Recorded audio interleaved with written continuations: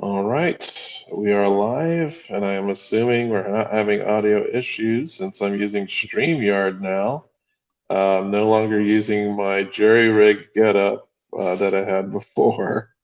Um, Simply, it's because I have a new phone, and the new phone is able to handle StreamYard. My old phone was not able to handle it.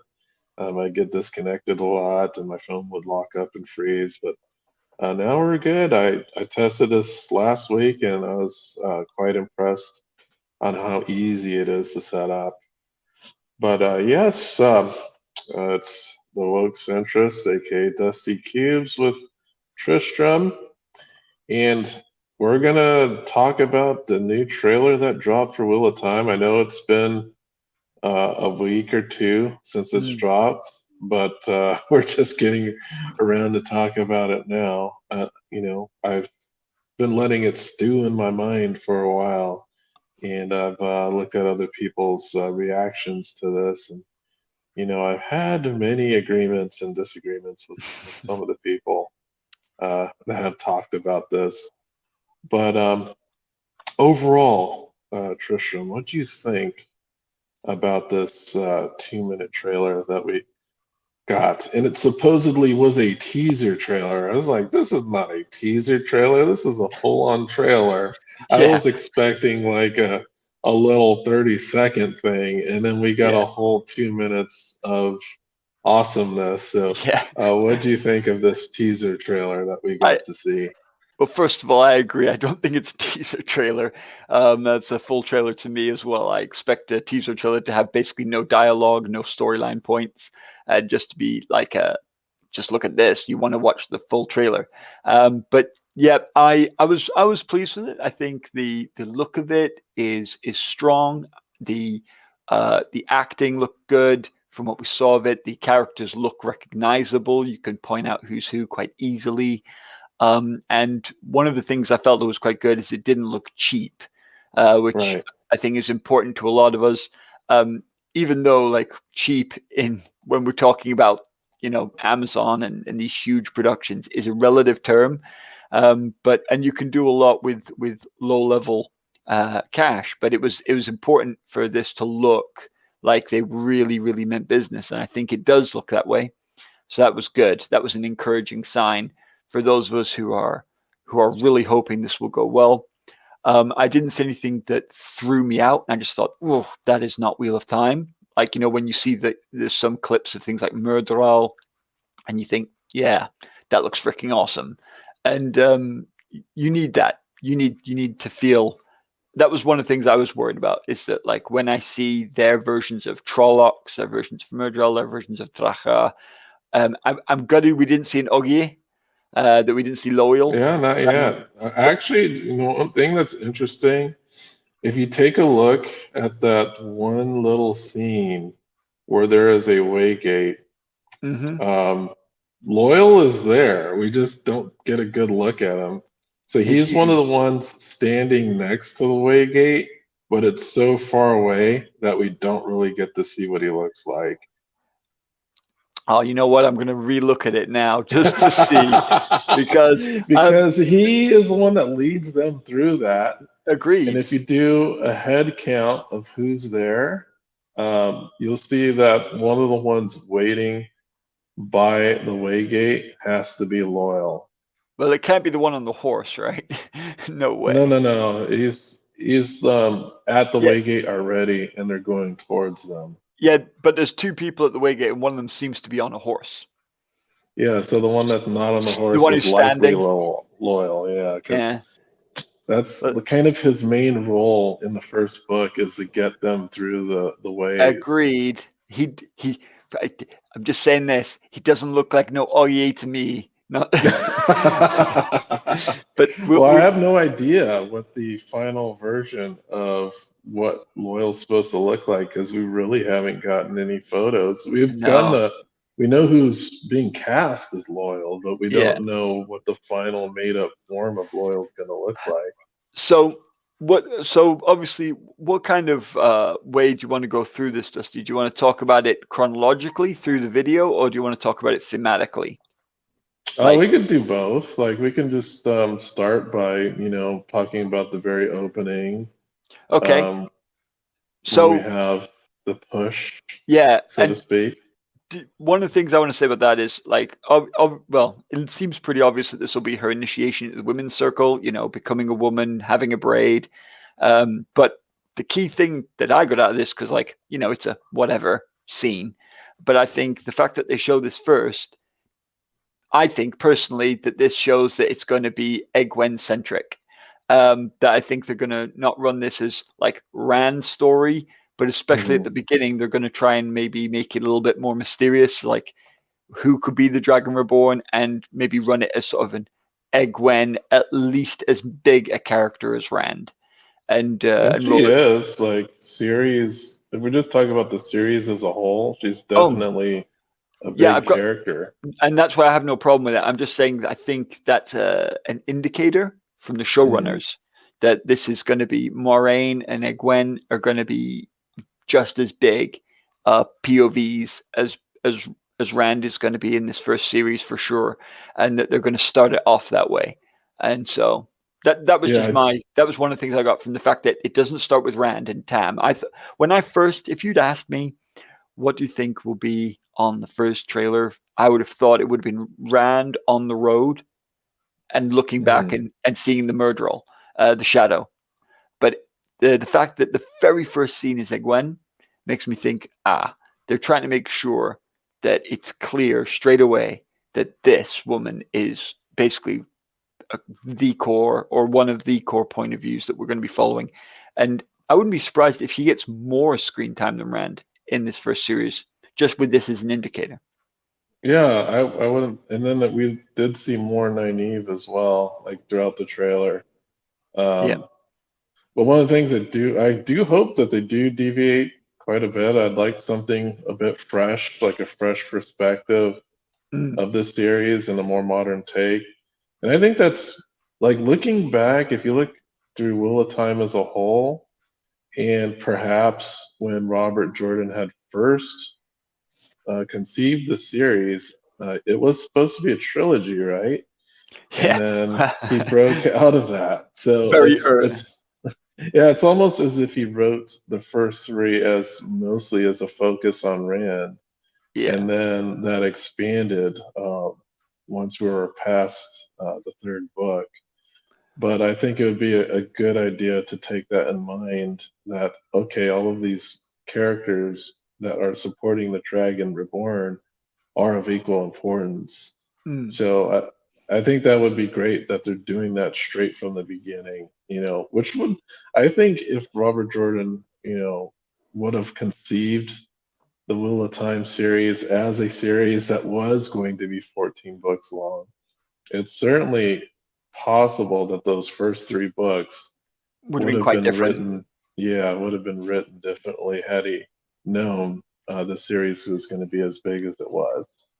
And we should talk about that at the end, like what we're hoping will be some of the differences. But just after the pushing in the water scene, we see the three boys.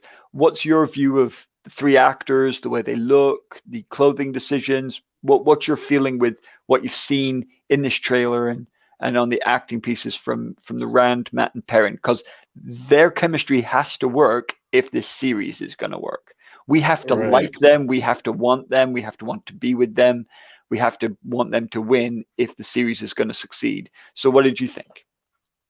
Yeah, I thought like physically they all fit the part. Like to me, the Rand, he's could probably be a bit taller, but Uh, that's not something we really have to focus on because imagine having to cast people based on their height instead of how well actors they are. We'd have to find a bunch of like super tall redheads. Well, that's fine. Moraine is definitely Rosamund Pike is definitely taller than the Moraine Carrie should Ann. be. Yeah. Yeah, so I'm not fretting too much about that. But in that little scene, in the what we assume to be the wine spring inn, Yeah.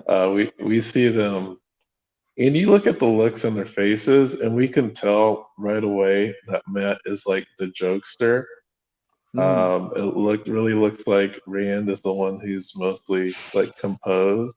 Mm. And we can kind of get a feeling that Perrin may be the quiet one. Yeah, and he's Just in stoic. that little scene. And it's really amazing how nothing is said, yet the character, like the core of the character, seems to be there. Yeah, and I agree with that. And one of the things as well is we've seen there the there seems to have been quite a bit of attention paid to clothing, and I think that's very in keeping with Robert Jordan. They've not gone exactly or tried to exactly mimic what it talks about in the books, but the clothing is very rustic. It looks and Mm, feels like you would. It just looks like they gave it some time and attention, and I think that's really good because anyone who's read The Wheel of Time knows that Robert Jordan spent significant amount of time on things like hair, clothing, descriptions to try and make his cultures different. And one of the things that's really interesting about The Wheel of Time is even though you have like you have like Drakkar and Myrddraal and Shadowspawn, they're really very, very few. Pretty much yeah. everyone in the series is human. There's like a couple of named Ogier, and everyone else is human. And someone might think, but in a fantasy series, how can that be interesting when there's not loads of different races? But the thing that Well, but the thing that Jordan haven't they does, seen they've seen I think it's just modern most a lot of the modern it fantasy. seems like is trying to break away from, the elf and dwarf tropes. Well, or just different races tropes. But what I'm saying is Hmm. that one of the things that Jordan does is one of the reasons that those old fantasies, which in my opinion they did it just fine, use those races is to explore different cultures, right? That's the key Hmm. point. What he does here is the human countries are so different that he does exactly that within the human race, right? Just like Right, we do on right. our own planet. We explore different cultures without needing multiple races. Hmm. Jordan does the same here. And so the fact that if I'm from Two Rivers, I'm going to feel different than if I'm from Camlin. I'm going to feel different if I'm from a Borderlander, if I'm going to be a Karhainen, if I'm going to be from Tyr, if I'm going to be from Ilion, if I'm going to be from the Ale Waste, or if I'm going to be from Shara. And I just think that's fantastic. And that's exactly what we need here. That's exactly what we need. And so, as a big fan of the series, I don't need that to be front and center, of course Hmm. not. But the little nods to that, I'm all over that, and Right. I will forgive them many things if they can just slip in a little bit of that. Yeah, Um, the culture aspect is very important because it's going to be a bit more subtle than, you know, doing using race to describe the differences because we see that, the five main casts are it's a multiracial group, yep, but they're going to be culturally the the same. same. Yep. So it's not going to be their outward look that's going to determine how they're going to act. It's just going to be where Yeah, they're from and how they dress, I assume, if yeah. they're going to, At least establish yeah, characters with Carrion and dress from Tyr, yeah. I and to really, me, Tyr is like, Shakespearean type of clothing. yeah, definitely. And I really hope they do, Dusty. Even if it's only a minor point, even if it's never really commented on, I hope that there's a little bit of a nod to those different fashions. And Yeah. but I honestly believe that whoever is the costume designer on Wheel of Time is going to be going, please let me do this. Yeah, one thing that I'm loving so far, and that I always suspected, is that the Borderlands were heavily like Asian Mm, inspired, and we're already seeing that through. Yes, Lan is an Asian, but his dress himself kind of harkens back to a yes. samurai-esque type of garb. And that's absolutely what it needs to be because when you look at Jordan's sword fight descriptions, they use the sword forms, and it's Hmm. all very samurai-esque. And so Hmm. and like even where he's wearing the Hadori, it's perfect, right? That's exactly Right. the look it should be. So I mean, we should talk now about Lan and Moraine. They look very different from the boys, and I think that's perfect. You know, like You can tell their Yeah. clothing is different, their ages are clearly different, and I'm glad that they've not changed that. That they look. I know Maureen's supposed to look ageless, but you can't really It's like go an ageless. It's it's yeah. an impossible thing to do. Like You you just can say someone is ageless, but what does that look like? yeah. Um, We just have to. For me, I'm just going to CGI that in myself. I'm just going to yeah, tell myself all the Aes Sedai look ageless, and that's it. That's all. yeah, I mean, because to yeah, me, what ageless means, like in a real world sense, when I actually see someone and can't guess their age, is when you have like somebody who's like in their 70s with ridiculous plastic surgery. yeah. That's Well, kind of the only ageless that I could think of. Is like when you were grossly off when guessing someone's age. yeah. But Well, as far as like ageless, like what does that mean? I think it will help them if they use people who are of Asian descent because I think they can often their skin just looks better than Caucasian skin as they age. And I often see Chinese and Japanese people who are much older than I suspect. But that also may be just because I'm not familiar. I don't see them as often. So maybe I don't see Mm, the signs, but they seem to age extremely well. But the point is, you can't. I bring that up because I think it's a point to say you can't do everything that you can do in a book in a movie or a TV program right. and you just have to suspend disbelief. So all I want them to do is give me a touch. Don't make Varen super wrinkled. Okay, she needs to come across as older, but do not do Granny Varen, uh, because you just need to give me something so I can believe that she does have the agelessness. And it's going to be difficult because some of the Aes Sedai are specifically their character is that they're super old, and Mm, Kadsoon exactly, and so there just needs to be a touch there of just give me a little bit of a nudge, allow me to believe, just give me a bit of help.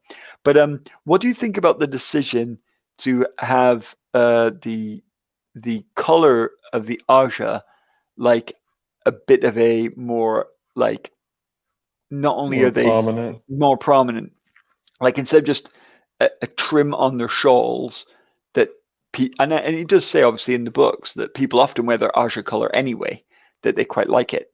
But they've obviously gone here for typically if you're in that Aja, you wear that color.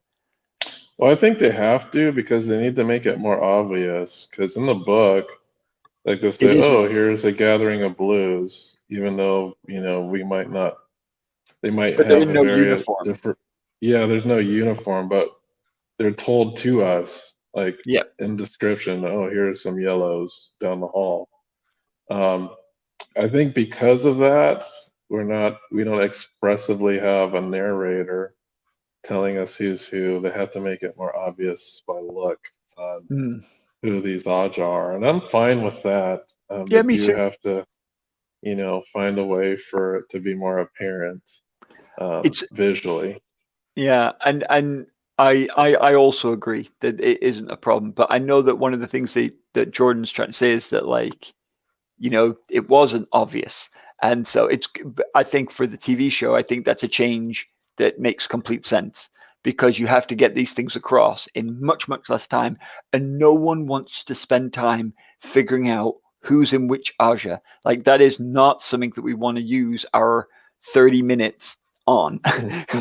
Right. So, what did you think about the change in design of the Great Serpent Ring? It's Because like gigantic now. yeah, It's just and like, and like sticks out instead of being like yeah, it's like imprinted on the ring. ridiculously large. I guess that's another screen thing where they have to make it obvious. It's a small piece of jewelry on one's finger.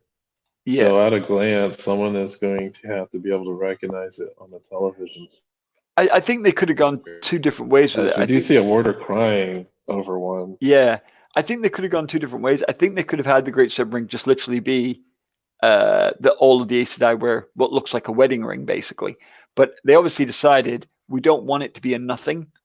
we would want Hmm. it to be noticed. And like again, you said with a book, you can say, and he noticed the gold serpent ring on her finger. If you just look at someone walking down the street and they've got a ring on with a pattern, you're unlikely to pick out that pattern on the Right. TV. So I agree. They either had to go and change it so it became unmissable, which is the thing they've done, or they had to just say, we all know that that's what the ring looks like, kind of thing. Like show one up close once, and then just accept from then on that everyone who has a golden ring on that part of the finger is a serpent ring. But they Yeah. obviously decided to go with that. But yeah, the warder crying over it, I think, comes to what I believe will be our first major change. Do you not think? Yeah. Yeah, because there's a lot of speculation of what's going on in this trailer, and it appears that there's some type of story change here that's going Yeah, on that we don't quite know what it is. It seems that there's some type of conflict with another group, I and think it's then I, everyone I, thinks it's Logain's yeah. followers. That's basically what everybody thinks it is. Well, Probably there, what it is going to it be, because probably is. Logain is Yeah. as Logain's in the trailer, and if we're going to compare book to this, he's entirely confined within the whole first book, Yeah, the first and time they see him, he's already imprisoned and shielded. yeah, and he's on his way to Camelin. Yeah, Um, I because they said quite openly well before this trailer came out that Logain's going to have a significantly expanded arc. I think they're absolutely either going to show Logain breaking out or show Logain as a false dragon getting caught. mhm, And so right. that'll allow them to show some battle scenes. It'll let them show off warders and the Red Aja doing their thing. I think it's extremely likely that we're going to see Logain full on as a false dragon getting caught. I think, or he's Mhm, caught and show a breakout. right. So we're already seeing that there's going to be some story changes. Mm, Right. So yep. it's like, and that I find that really interesting. And as someone who's read the book, that actually creates a little bit more anticipation as far as what are they going to do here? Yeah, You because you know, is don't it know for sure everything that's going to happen. right? We don't know how what type of differences are going to be here. Mm, And just to think about the first book in general, like how many major characters are missing from this yeah, trailer? So we men don't in have any particular, men. Pot on Fane is loyal. missing. I don't Loyal's think we see. missing. I don't think we see Tom either. Yeah, we don't get Tom. We do get like Tam Tam, making a little quote, but but we don't see Tom. Tam's probably only going to be in it for the first episode. So Yeah, yeah, that would make sense that he'd only be in there for the first episode if they go strictly with what the book happens in the book. well, yeah, We especially if do they're know he going to. comes back later, Yeah, but but that's a lot later. A lot later. yeah, it's not until what the Great Hunt until he goes looking for But even then, he's in it for like what, a chapter. I mean, he is extremely like Tam Thor is a pivotal but incredibly minor named character. There's at least 50 Aes Sedai who have more lines than Tam, in mhm, the series, many of whom no one will ever remember. But the key thing is that Tam Thor, every interaction he has is vital, making huge differences to the plot. right. And that's the thing. And that's I like the look of the actor. I think he looks like a Tam, and he has that gravitas that I think he's going to need, and that fatherly thing going on. And so, yeah, I Tam will be in it, but he'll be in and gone. Whereas Tom has a role to play throughout almost every book. But if they're going to try and do at least the first two books in this first series, you can imagine that there's no time to spend hanging around the two rivers. Right. I'm assuming their travels are going to go fairly quickly. Yeah, Um, I think Winter Night will be the big point of the first episode, and I think right. they'll be gone. Like that, I genuinely think one episode, Two Rivers, one episode. Two Rivers, one episode. Yeah, Yeah, I could see that happening. If Um, if they want to get in like an entire Loghain arc, they want to spend a lot more time in exciting places like Camlan. Looks like they're going to go to Tarvalon, which is interesting. Um, and they need to get up to the Blight, don't they? And so then they're going to be all that stuff going on. On the concept of changes, Dusty, how would you feel if they didn't do the Eye of the World encounter? Like if they actually you just mean like made, the actual Eye of the World? yeah, the actual Eye of the World encounter. I would be disappointed because I'm really looking forward to seeing what their interpretation of the Blight is. Because that was like their travel through the Blight was always my favorite moment from the first book. Right. I'm I've mixed feelings because like Like the Blight is too early to introduce, you think? no, I'm fine with them going at least seeing the Blight. My main concerns are if you take out two Forsaken in book one, Robert Jordan, Oh, why are then you you don't doing? have those in the later when they come Yeah, back but it's just like that whole like they need to be taken out so they can come because there's back. too many of them. But they exactly. But there's also a problem that he gives us. I mean, I don't think it was his best narrative choice, frankly, because I think it kind of pulled the teeth of the Forsaken a little bit for me. Like I was Hmm. expect, but again, Jordan was doing that kind of on purpose because he's saying, "Oh, they've been built up as these mythic legends, and And actually they're not really they're not really. that. They're yeah." And that was his point, kind of. But I found it a little weird. Like I wasn't expecting Forsaken in book one when I read the books. And when it Hmm. happened, and the way they're beaten is kind of easy, and I was like, "Oh, what?" Um, and then, but I think if we do have the Forsaken and the Green Man and the Eye of the World, then what we mustn't do, or what I hope they do not do, is have Rand blow up all the Trollocs at Tarwin's.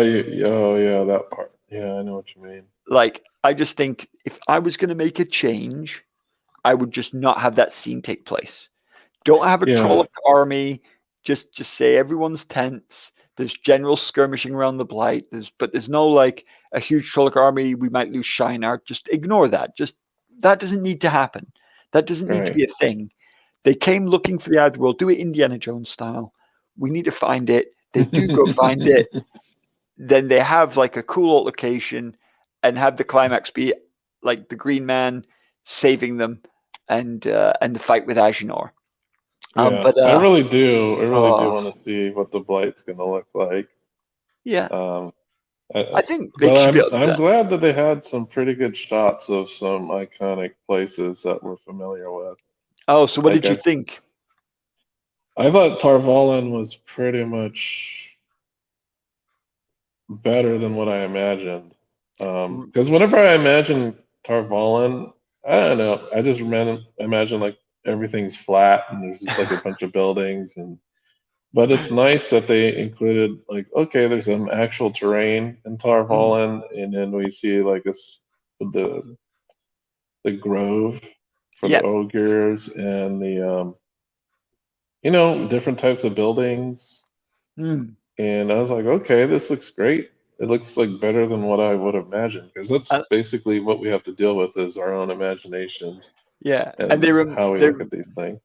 and they remembered to do things like put Dragon Mount in the background, put in a Nokia Right. Grove, and like Hmm. I kind of saw the White Tower a little differently. Like I saw it more fluted, but then when I look at the one they've done, I'm like, yeah, Tristram, that actually makes more sense than what you're saying because obviously this tower has to be wide. It has to have a huge diameter. Yeah, It, because there's a bunch of sisters living in there, so it's yeah, yeah, it makes more sense that it has like this thickness to it.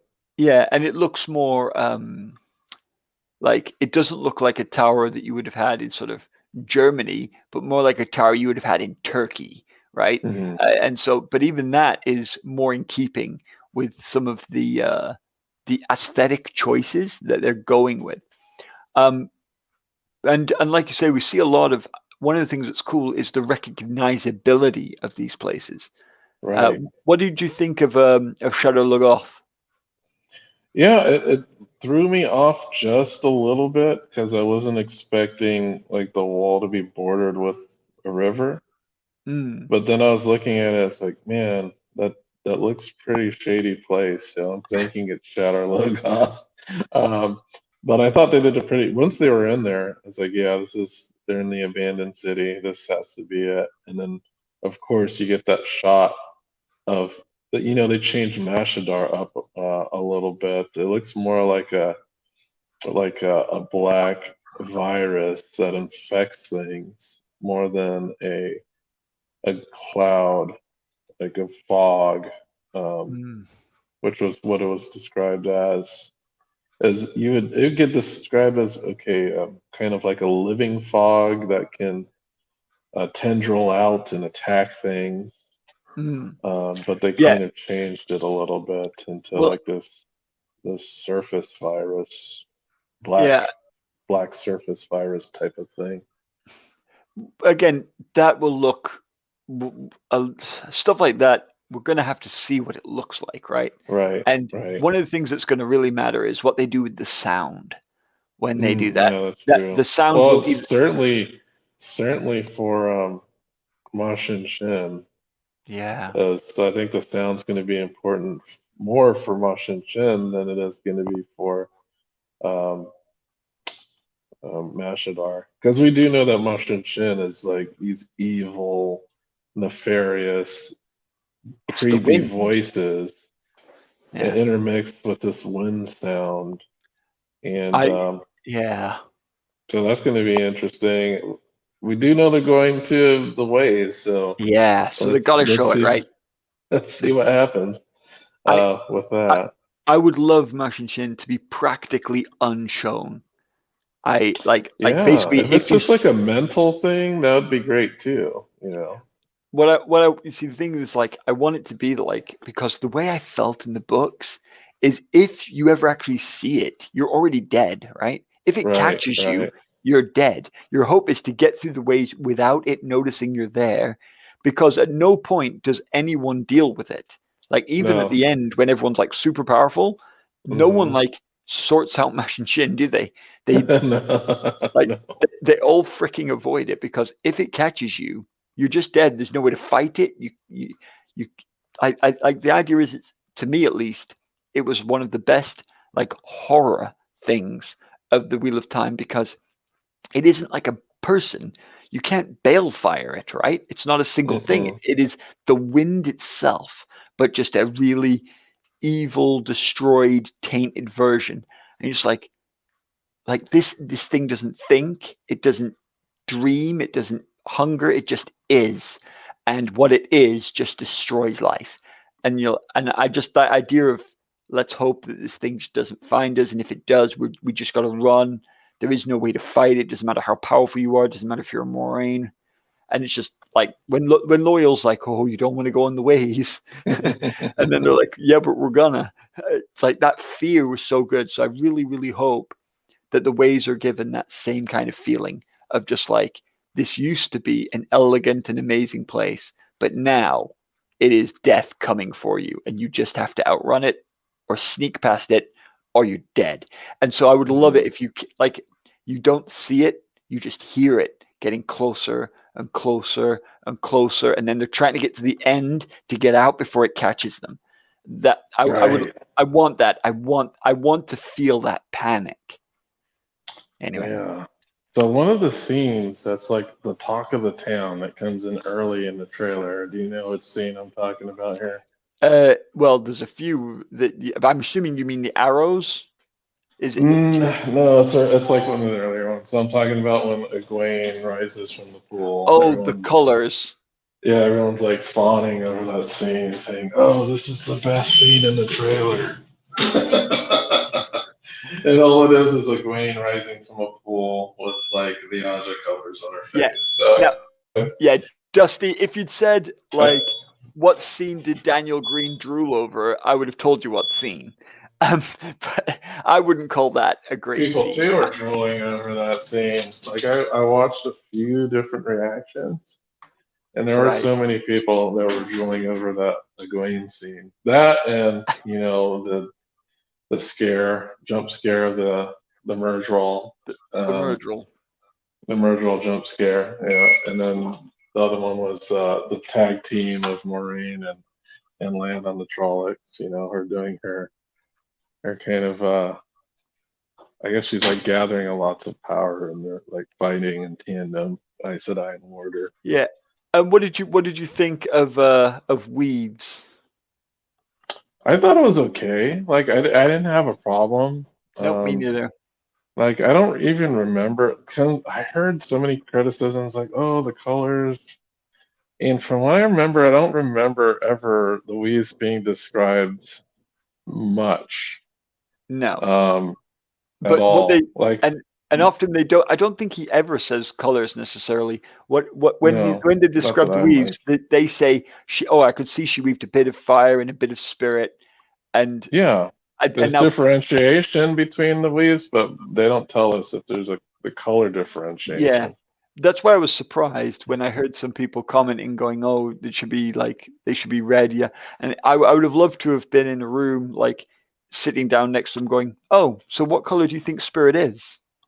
And they're going, well, I don't know. I said, you know why you don't know? Because it's never said. Yeah, exactly. What I color? thought What? the weaves Yeah, were fine. I yeah, didn't have any issue. I guess if you want to nitpick, you didn't have them holding the power. So holding the power means that they're glowing, but that's only if you're seeing them as the perspective of a woman who can correct. channel. So I don't know if they're going to actually do that. I I think they'll get around it by only doing it when they want to, and I then think that's going to be the first. It's only going to happen possibly very early on when we confirm. Maybe the, when they do a confirmation, when she's trying to find out whether, because I know they do like a little test in the Eye of the World for Egwene to see if she can channel, yeah, and possibly they might do it for that, but doesn't look like it's going to be like a real widespread thing if because we didn't see it at all in the trailer. But to be honest, I don't know if that's really important or not. well, I think it's important that they not do it as a regular thing because if you do, right, then you are going to lose the non Wheel of Time audience because one of the things they're going to be saying is, well, how come they don't know she can channel when she glows? And then you're like, well, they can't see it. Well, the And weird thing though is we see it with the male. We see Logain holding, right? well, Because he he's not, holds right before he channels, and you can see like these weird like black veins in his face when he's holding the power. but men, you see, because women don't know when men are holding the power. Right. So I So wonder why they're displaying Logain holding I, the power. Is it I, to display the taint, possibly? Just that aspect of it? I'm positive that it will be because of the black veins thing. I think that's because Rand doesn't channel early on, so it's like they need to have someone show. But I think the suggestion I would go with in my head is that he is already channeling. It's just the beginning parts of the channeling. That's what I would go with. Mm, But okay. I guess it it's does. still But winding up. but I'm okay with the fact that if they're not going to keep specifically to that part of the rules of the magic, fair enough. The Yeah, thing is it doesn't really bother me at the, all. the thing is holding the power is important because of the Right. way that because of the way that not severing blocking people works, and blocking someone off from the source is such a big deal. But we don't know how they're going to go about talking about that.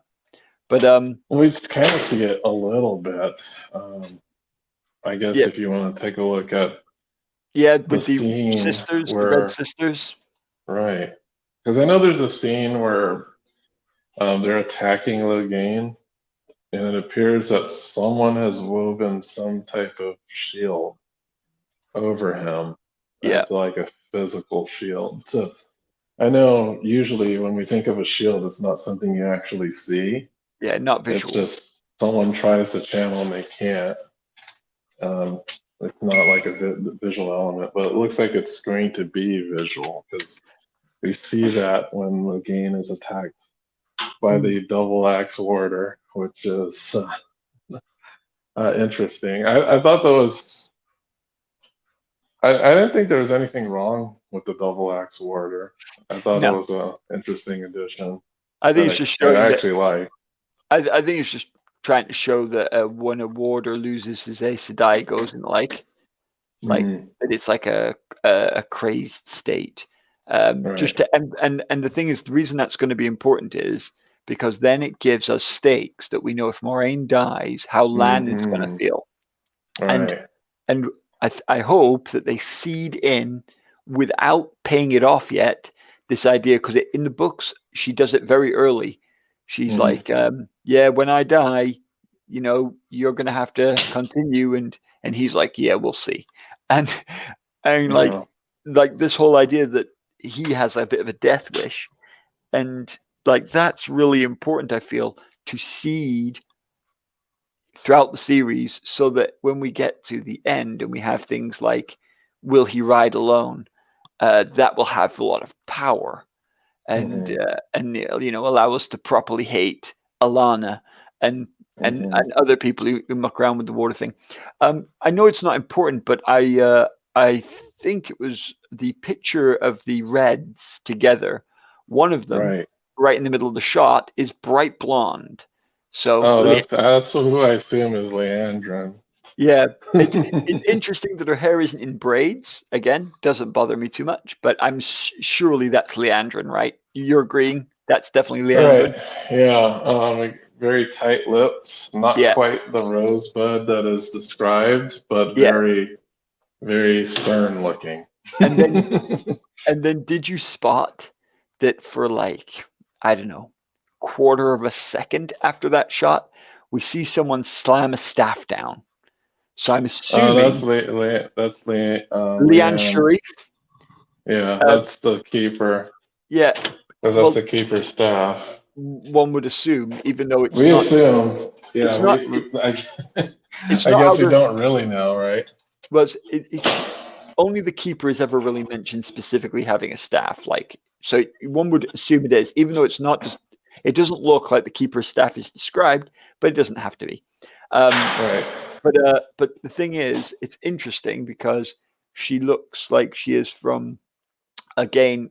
Like I was just surprised that I thought they would have gone with someone. I was surprised at the actress. I hadn't seen the actress for Leanne, and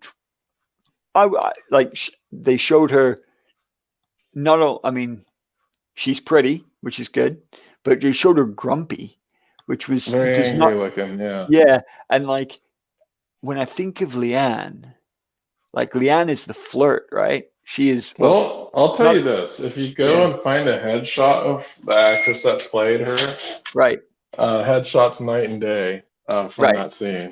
Like, So if so they're she going to go for the transformation thing later on, they can do it is what you're they telling can me. do it. Yeah, Okay. basically, yeah.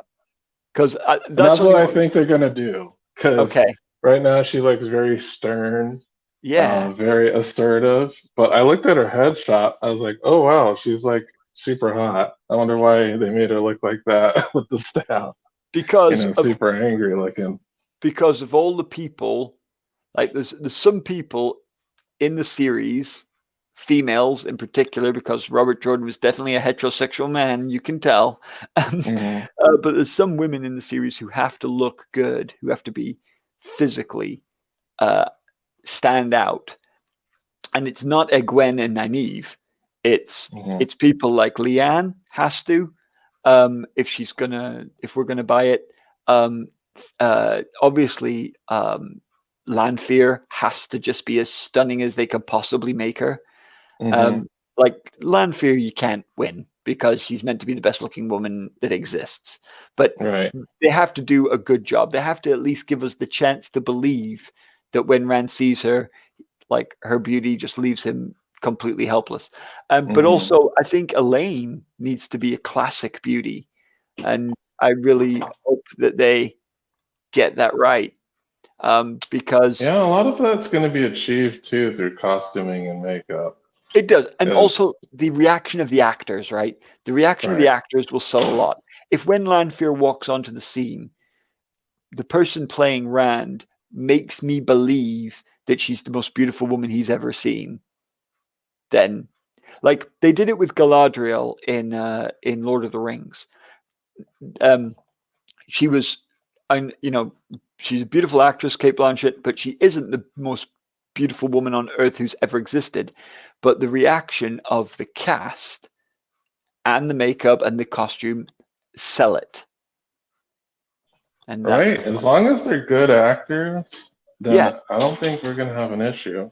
no, because we're not Um, that picky. We're like I'm like I'd rather them be the best actors that you can and find yeah, than then someone who fit the fits bill the exact description. like physical description.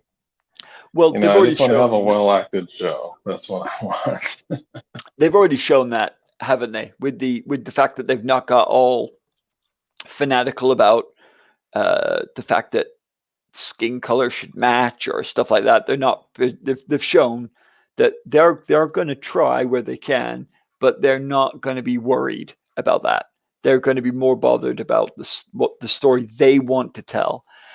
What do you think about the fact that it looks like they've aged them up a little, and obviously it looks like they've accelerated Egwene and Rand's relationship because obviously we see them naked together, which suggests that they're probably already having a physical relationship.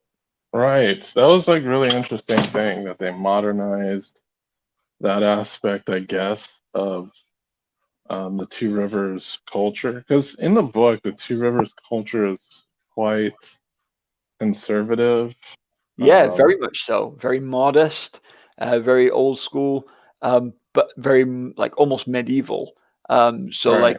like you putting your hair in a braid, and then you can be considered for a boy, and and then when you're married, it's this way round. And like I think I because I mean it could be that it's like, well, now we've left the two rivers, we're leaving that culture behind, and we're gonna, like how she unbraids her hair, and like Hmm. maybe it's going to be like that, like we're acting out, we're now more free to do what we want. Maybe we don't want to do what our old culture suggested, but I don't think they're going to go that way. It looks like they're very natural, very comfortable. So I think it's going to be the idea that they're not they're not going to have a very old fashioned cultural ideal in the two rivers. I think it is going to be a bit more modern across the board. Right. I do like the aspect that they did age up the characters. They did the same thing for Game of Thrones. Yeah. Like all Well, of for the Game of younger. Thrones, they absolutely have to. Otherwise, I don't think they would be allowed to show it because Yeah, I know, of course. you can't have things like Yeah. what Joffrey's doing to a. If Joffrey's doing that to a 14-year-old girl, I don't know if like you can show that on British TV. Oh, yeah, yeah. Well, yeah, we don't really, of course, the actress has to be of age. Yeah. As I know, Amelia Clark, that she had a nude scene with Drogo. Yeah. And I don't believe the character herself was of age in the books. No, she is not. So that, yeah, that would not have gone over. So they had to age her up. But they also aged up a lot of the younger Starks. So Arya was aged up. They aged all the Uh, Starks. They aged all the yeah, all Starks. of them. So all Even of them are aged up. yeah, because Rob's meant to be like 16.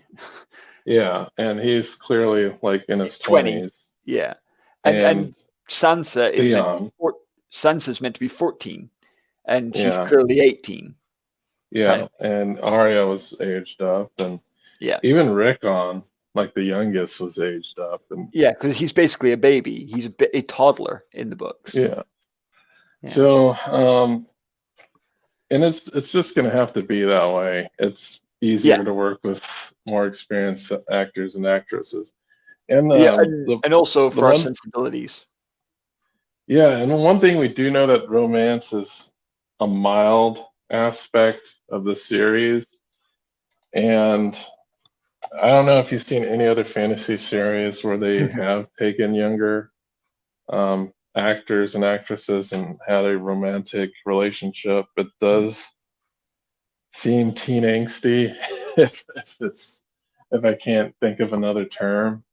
But like I think that's kind of what ruined the Shannara series for me, is that Yeah, the relationships were just too teen angsty, yeah, and um, I'm just since the actors are older, I'm hoping that it's not an issue here, yeah, where and it they can. seems like teen angst. I just don't think teen angst is the way to go for this series.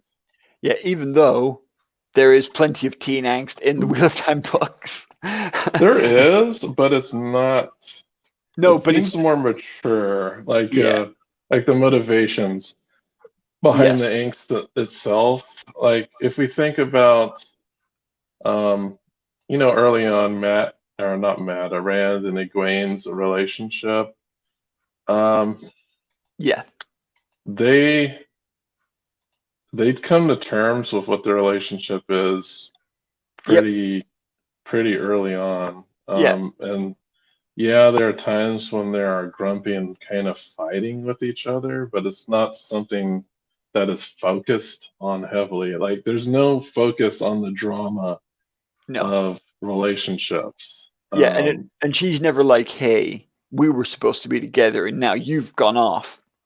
And he's like, Yeah, hey, we were supposed to be together, now you've gone off. There's none of that like, you're cheating on me.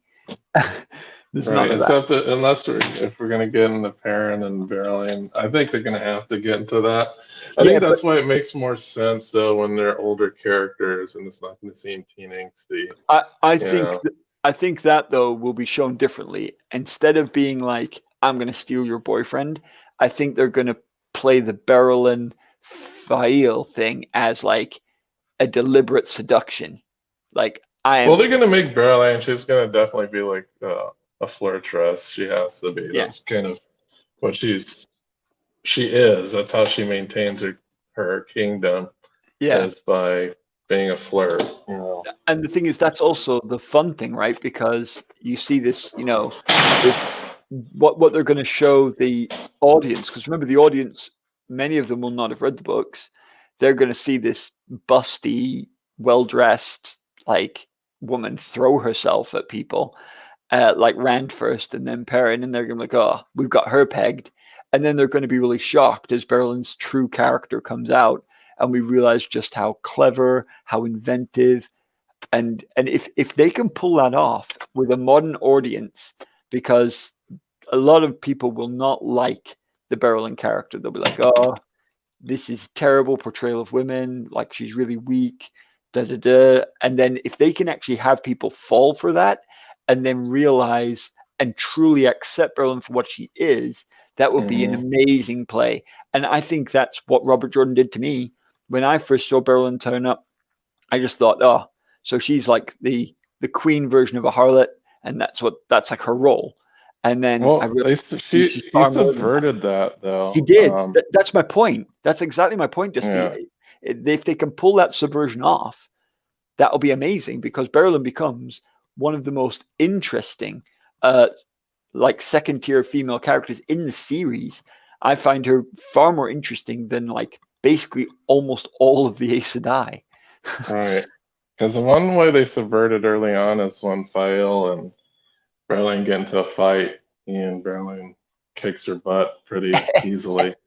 It's like I've been taught from a young age on how to defend myself, Yeah. and And she Fael was just kind misjudges. She's like, I'm a hunter for the horn. I'm from the tough north. You're soft. And she's like, actually, no, no, I'm not. of because she has to be. She's the leader of her country, so not only has she have to be politically manipulative, she has to be able to defend herself also from assassins. Yeah, So, yeah. she's not. You don't mess around with Berylane. And like I really hope that they do Berylane in her fullness and get all the fun out of her, and especially with the trope subversion. I just think that would be just fan freaking tastic. Yeah, and it looks like we don't have a lot of casting decisions that are from book two yet, which is interesting. Like we haven't seen a Fail, from what I Nope, can see. We haven't nope, seen a Varen. nope. Um, we got the Armelin, so if we want to talk about that scene where they're in the hall of Oh the yeah, tower, So yeah, the whole tower, it is interesting, that scene, because it is a bit smaller than I expected. I Right. also I also hadn't looked at Sion Sanchi, and I didn't even realize that she was going to be a woman of color either. I didn't know that. So I was like, oh, not, because obviously not how I imagined the fishwife. But one of the things that's going to be really interesting for me is she looked so regal. And obviously she needs to. She's the frickin' Emerald. But Yeah, I but she wonder has if to she talk can. like she's from the streets, though. So Yeah, we haven't heard her say anything. So we that's have to see what's going exactly to it. come out of her mouth. Can she pull off the fish? You know what I mean? Can she pull off the fishwife talk? And if she can, like, I don't know if you could do that and not sound ridiculous. But because it's easy for him to say in a book that she does this, and yet everyone still takes her completely seriously. Um, Mhm. because her power is so important and because of how she's acted so politically astute. But it's just like Rosamund Pike as Moraine just looks so, like, in control and da da da. And then we need to look at Swan and think, yeah, she really is like Moraine up two notches. And Mhm. will this act? The actress just has to pull that off, doesn't she? Right. So Yeah, we'll see. We'll see. We don't know much except that we saw her sitting on the Armelin seat in the hall, yeah. and she And was being addressed by some people, but we don't know what the context of that was or red. anything about that. So red, brown, yellow, blue, white, green, and gray.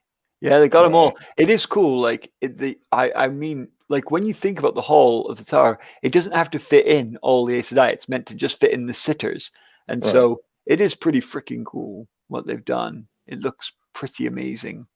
Hmm. That must be an amazing. I hope that's a real set somewhere. I guess it must be.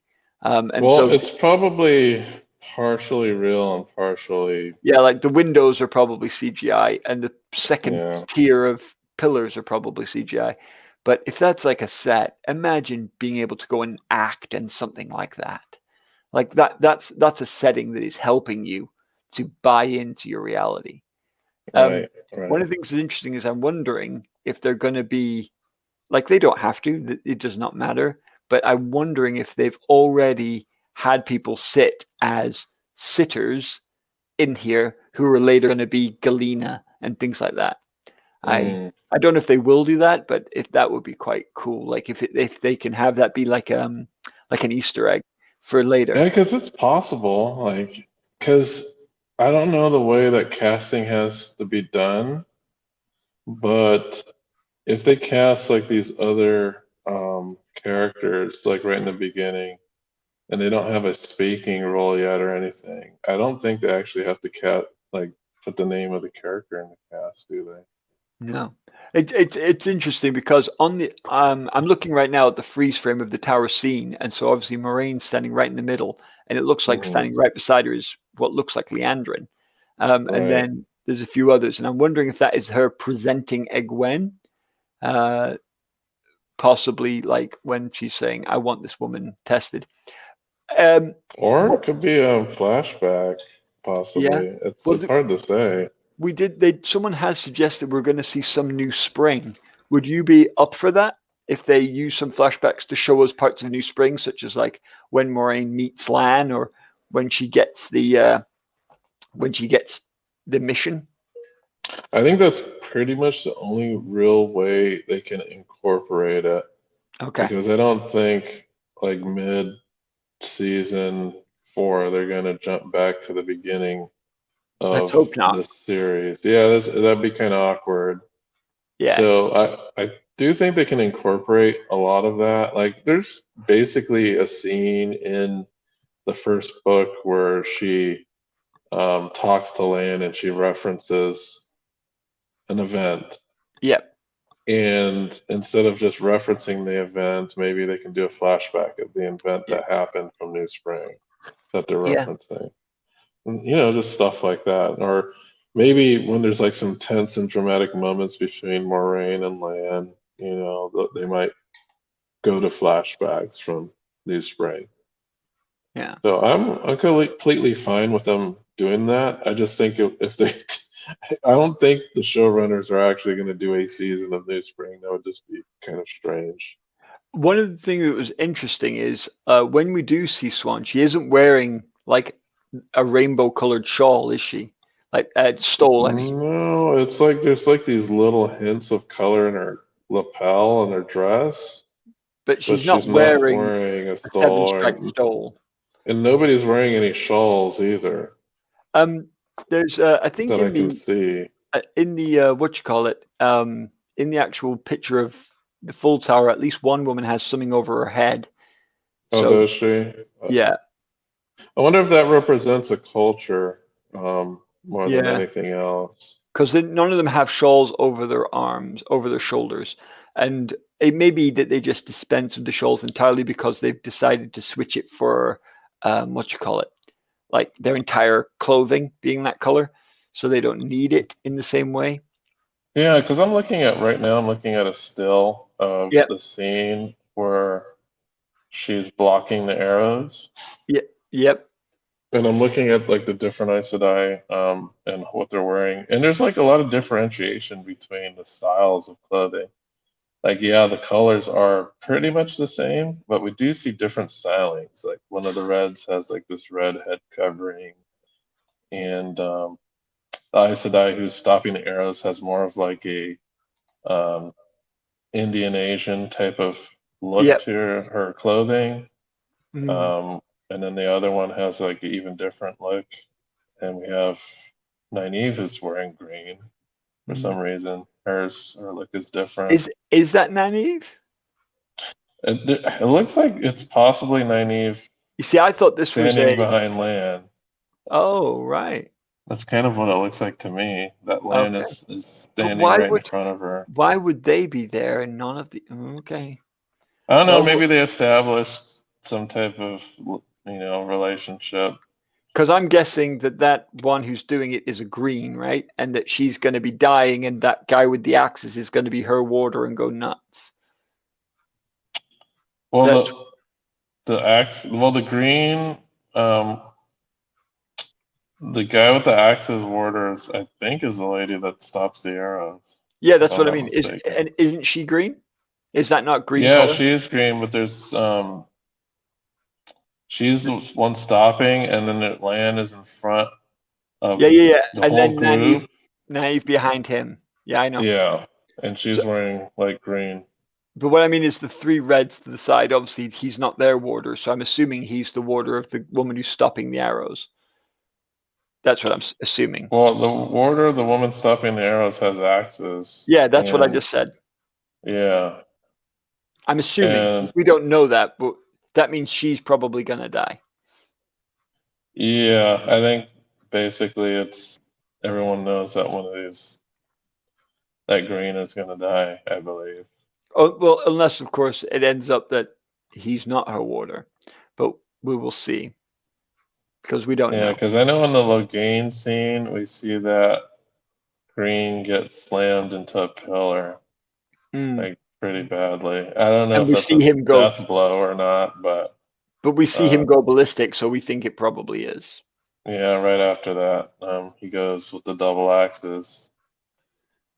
Um, so, There's and so we've seen like random fights. We've seen the Logain extension, the hall. So again, Winter I think Night. more is going to happen in this than definitely happens in the first book. That's for sure. Yeah, we're seeing a lot more like actual Combat. combat than what was portrayed in the first book. Like even in Winter Night, it was aftermath. Yeah, because We the didn't get main a first person because it was the character that was being followed was Rand. yeah, and he wasn't really involved. No, he shows up after everything happens. Yeah, And he's sneaking through the forest and he's avoiding the Trollocs that attacked him at the farm. But once he gets to Tarvalon, I'm sorry, Emmons Field itself, the attack has already occurred. So the attack itself is not actually it happens off screen in the book. Agreed. And And we just I'm hear that glad that they're they, showing it. It's pretty interesting. I think the battles that we tend to happen off screen in the books, we're going to see them. So we're going yeah, to yeah, probably see Matt kill Couladin. We're not going to see yeah. There's the no way. aftermath. There's There's no no way that would way. fly at all. Yeah, Oh, there's no. Couladin's dead? Oh no. Hold on a second.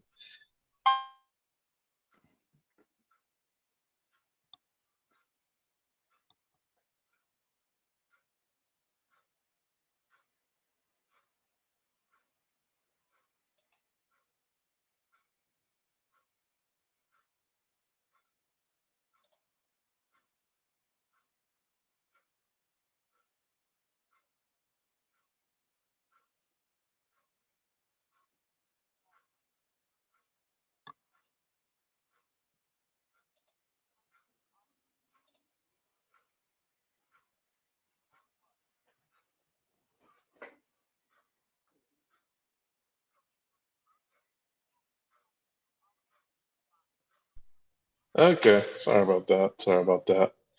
Um, what was I saying?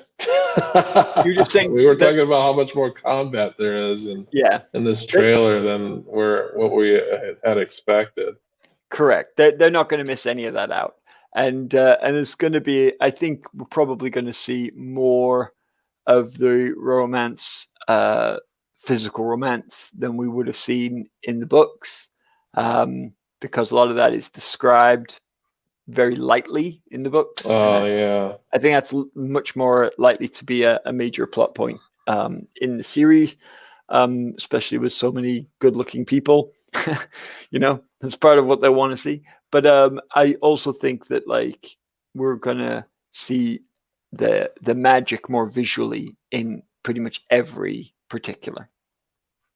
I still hope that they play that one scene straight where Nynaeve and Gideon are staring at each other, and like the maid walks in, and it just looks like they're staring at each other and sweating. But we'll see. We'll see what happens there. Well, and the thing is, I think it's like I really hope that they establish that not everyone can see weaves. That's like I really hope they don't suggest that everyone can see weaves. Um, Right. They can just say that, yeah, yeah, only the those only with the that can wield the power can see yeah, weaves and all themselves. they have to do is show one scene where they show it where someone sees what's happening and someone else doesn't, like Perrin and Egwene, for example, and just have it that she sees it and he's like, "What?" And then you see it from his perspective, and like Maureen's spinning around and nothing's happening, and it's Mm. like, "Oh," That'd be and weird. That'd be amazing if they did that, but I know they're probably not.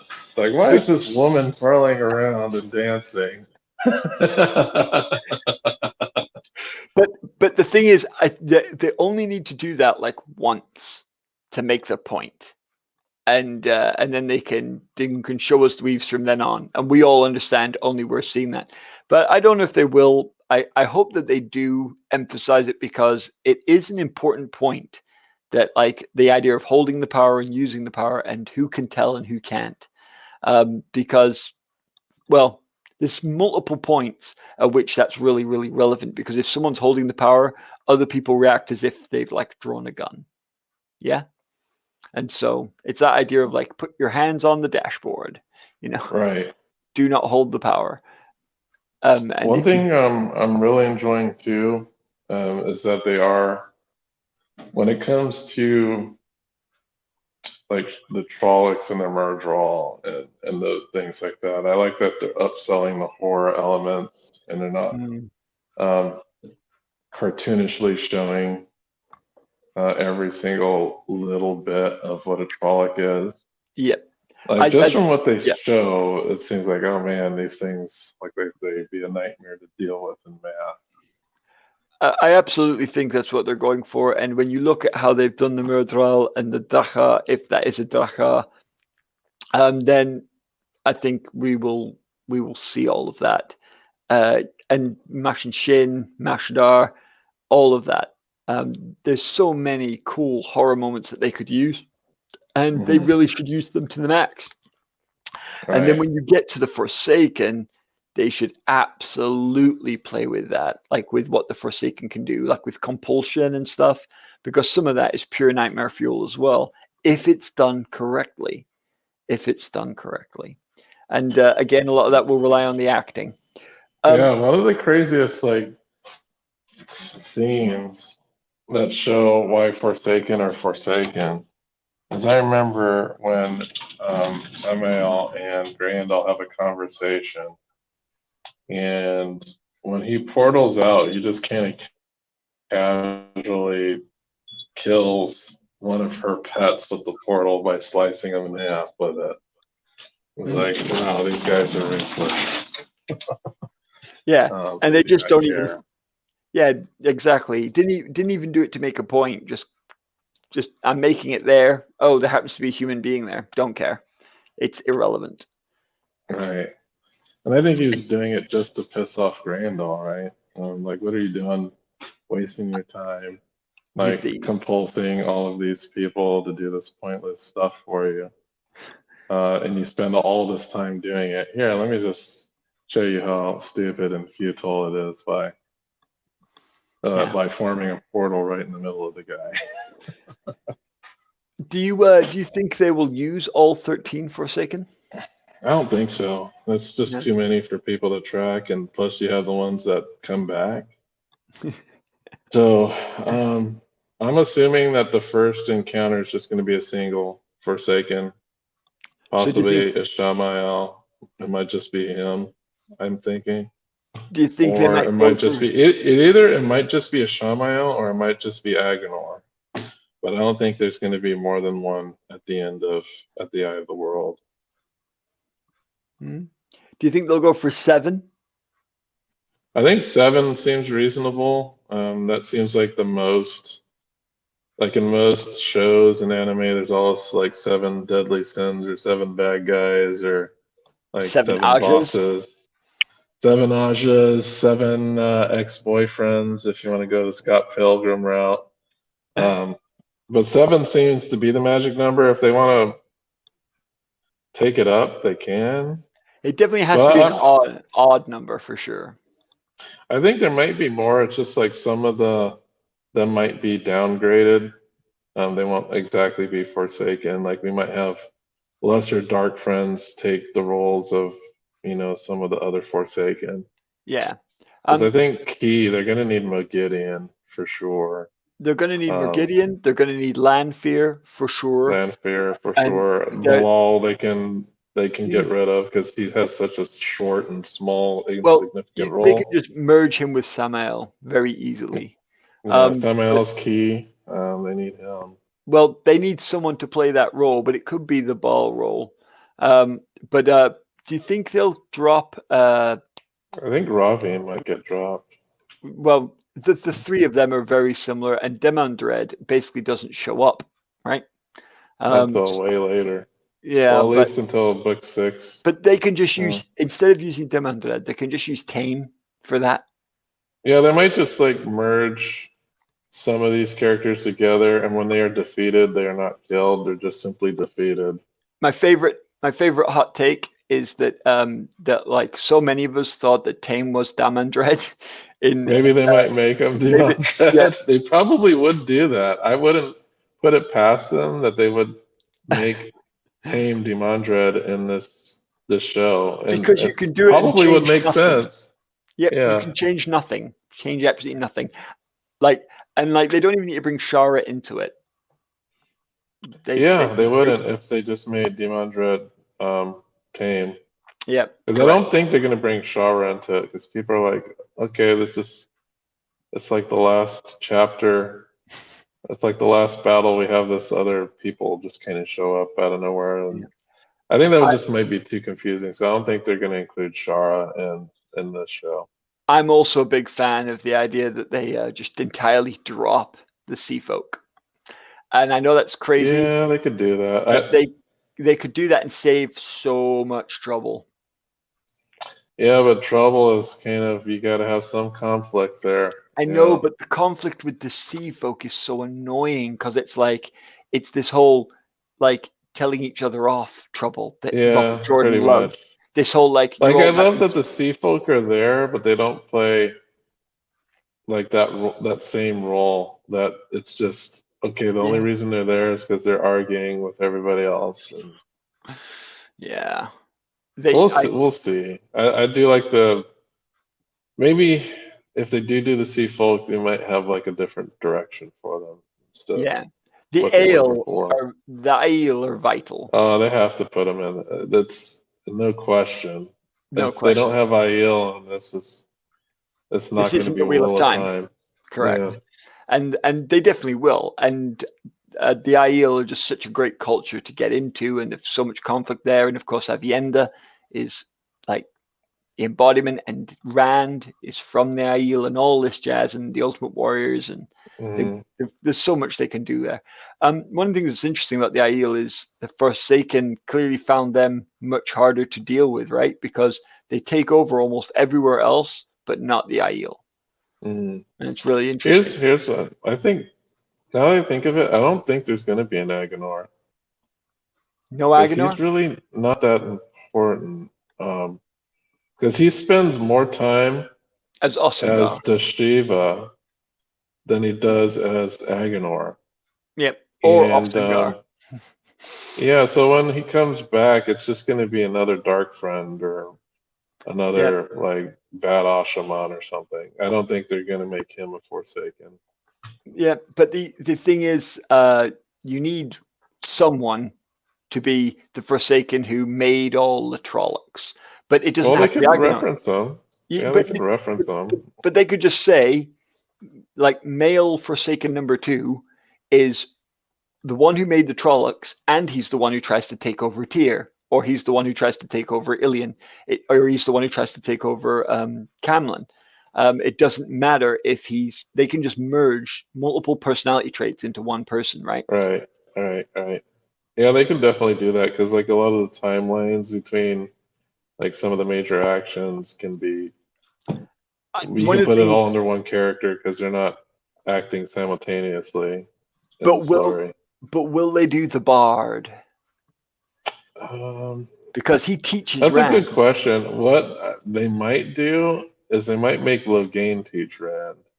Oh yeah, That's what yeah. I'm thinking is going to happen. I think Logain might be Asmodean or take Asmodean's role because they did say they're playing up Logain, Mm, so that's possibly what they might do. As I don't know if they're going to want to make another another one, but then again, that the whole thing in that book is very important. I think it is. that the fourth book is one of the most important books, and that is like the last fight is him versus Asmodean, and then he becomes like a. And then there's like the tension and the drama of Rand having secretly captured a Forsaken, and if that gets out, and because that's what I like about it too. When we think of Mogideon, they have to conceal who she is, and same thing with Asmodean, he has to conceal who he is. Because imagine if anybody knew that they had a captured Forsaken, they would just completely freak out. So I don't know. I don't know. We have to see. We have to see because I don't know what they're gonna do. Because I don't know. I really like Asmodean as a character. Yeah, So I'm hoping they keep him, but I would understand if he gets substituted out for some other character. But yeah. he's Rand's gonna have a training montage, you know? He just can't go from, simple farm boy to like crazy, badass channeler unless Luz Theron's gonna take the control. You might even have that where Luz Theron takes the role of Asmodean. He might be the one to teach them all the ways. We'll have to see because they're gonna definitely have to consolidate characters. There's way too many characters in the Wheel of Time for them all to have screen time. I just hope none of my favorites are left out. Like, you know, We haven't. I don't think Elias has been cast yet, has he? No. Yeah. So we don't have a casting for Elias. I was like, where's Elias at? He's in the first book. Um, so we'll have to see. It's certainly possible that we might not have an Elias. So, and it's just like Game of Thrones. I was like super disappointed when there was no strong Belwas casted. Yeah. It's like Strong Belfast.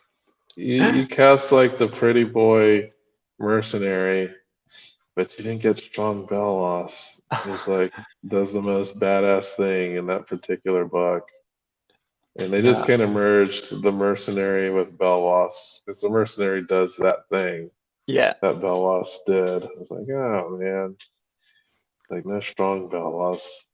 The Strong Belfast was so awesome.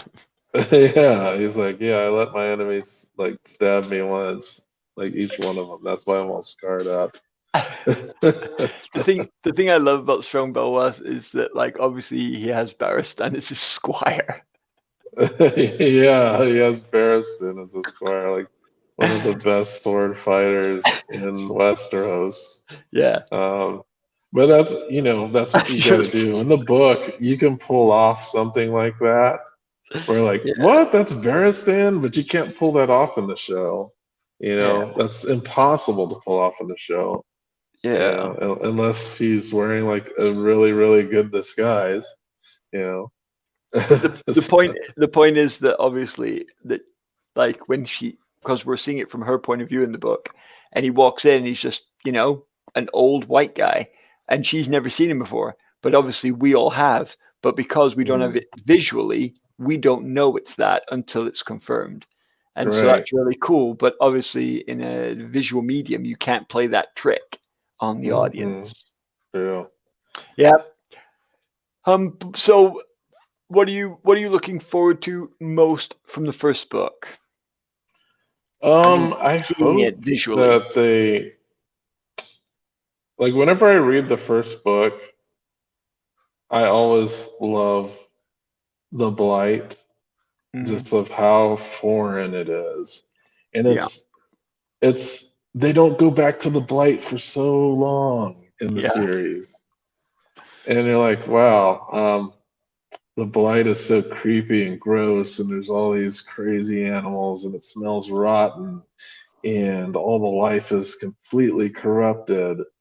We know that's going to have to look pretty insane.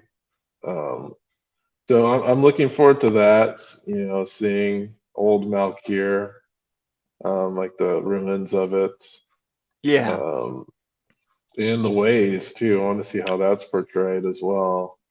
yeah, The ways, Shadar Logoth. There's just so much stuff. I just hope that they get all like the key, scenes. We know there's going to be a Winter Night. We know there's going to be a Shadar Logoth. So what's in question now is how's the whole blight thing going to happen? Because we didn't really yeah. get any inkling of the blight or Faldara or Shinarans. Like, what are they going to look like? Just stuff like that. But it seems like they're sticking very close to the first half of the book in this Well, trailer, I, at I least. I agree with that to an extent, but I mean I think that the broad strokes will be the same. But for example, we saw a lot more of Tar Valon than we Right. saw of Camlin. Like, is Hmm. Camlin going to be skipped? Are It they going to? might, because we don't have an Elaine, right? Yeah, we There's do, we no don't. Elaine cast. There's no Elaine that we've seen, No more and gays. No but Elida. they don't seem to be showing us Min either. So maybe what they're No, going no, to do. Min got cast. No, Min but what I'm has been saying is, cast. but not in this trailer. So what I'm thinking is that we might find that they move the Camlin stuff and still have it happen, but have it happen at Tar Valon. True. I don't But know. that'd be weird for them to go to Tarvalin, because when does Rand actually go to Tarvalin? Well, I think they might So, go. I mean, I think they might go to Tar Valon as like innocuous, so like not explaining that Rand is the Dragon Reborn yet. hmm, But like, but maybe they will do that just so that they can meet Loyal, who could be there for the Grove. Of course, though, they don't need a grove anymore, considering the Yeah, Waygate. because look at this Waygate's not nowhere near No, Camelin. not in a grove. It's like out in the middle of nowhere. Yeah, correct. And so obviously they're abandoning that concept. So it's just I just don't know. I don't know when like why would they ever be at Tarvalon? Because if Moraine gets ran to Tarvalon, why would she ever No, leave? it's yeah, Like it's she's over. won, right? Hmm. And so but maybe what it's going to be is they're going to get split up at Shadar Logoth as they do, and Mm. instead of being brought back to, I haven't seen any white cloaks. Yeah, White Cloaks. No White Cloaks Are, class yet. No, yeah, are they gonna skip that? Are they gonna have Perrin do his thing? Because I mean, they could just completely skip Perrin getting in trouble with the white cloaks, but it seems like a big thing to skip because yeah, because that's kind of like his it, arc throughout the yeah, book is him dealing with like and it the White Cloaks. Like that's his main nemesis. and it So sets up Galad and the issue there. right. And so if you miss Camlin, then that's why I think they might skip it because it looks at them to me at the moment that they're skipping Camlin for now. And if they do, then they don't need to do Galad. I also think Galad and Goyen maybe the same person in this version. Yeah, they might do that. Like I wouldn't be surprised. I would not yeah, be or they surprised. might just not have a Galad. We'll have to see. Like I there's so many big changes I see that if if they don't have a Galad, they will drop the white cloaks. That's my vote. yeah, if there's no Galad, there's not going to be any White Cloaks. But Correct. we'll have to But I think see because White white cloaks are Cloaks and important. then The white yeah, cloaks are very important important. because one of the things that the white cloaks do, which is also something that Shadow Logoth does, is it shows that you can be against the shadow and still evil. Yeah, and right. and because the white cloaks are universally anti the shadow, but they're still a Hmm. major antagonist. They're a real Right. problem, and like you know, almost as bad as the dark friends that they're trying to destroy. Um, and so I think that's a really important theme of Jordan's Hmm. that like there is like in his world there is a literal devil and he has literal demons working for him, but actually some of the biggest problems are the humans who think that they're doing the right thing, and that's a really good parallel to our own world where there's very few people who are actual demon worshipping people, but there's a Hmm. lot of people who think they're doing the right thing who cause a lot of agony. And so I think it was a really important theme of Jordan's. And so Yeah. I'd be disappointed if it was completely dropped. Well, at least we know in this trailer we got hey, Matt finds a dagger. That's Yeah. a So Shadow key Logoth is point. happening. It's clearly a major part. And so we'll see Mashadar, we'll see the dagger. So we're going to see him healed from the dagger. So he has to go to Tarvalon for that purpose.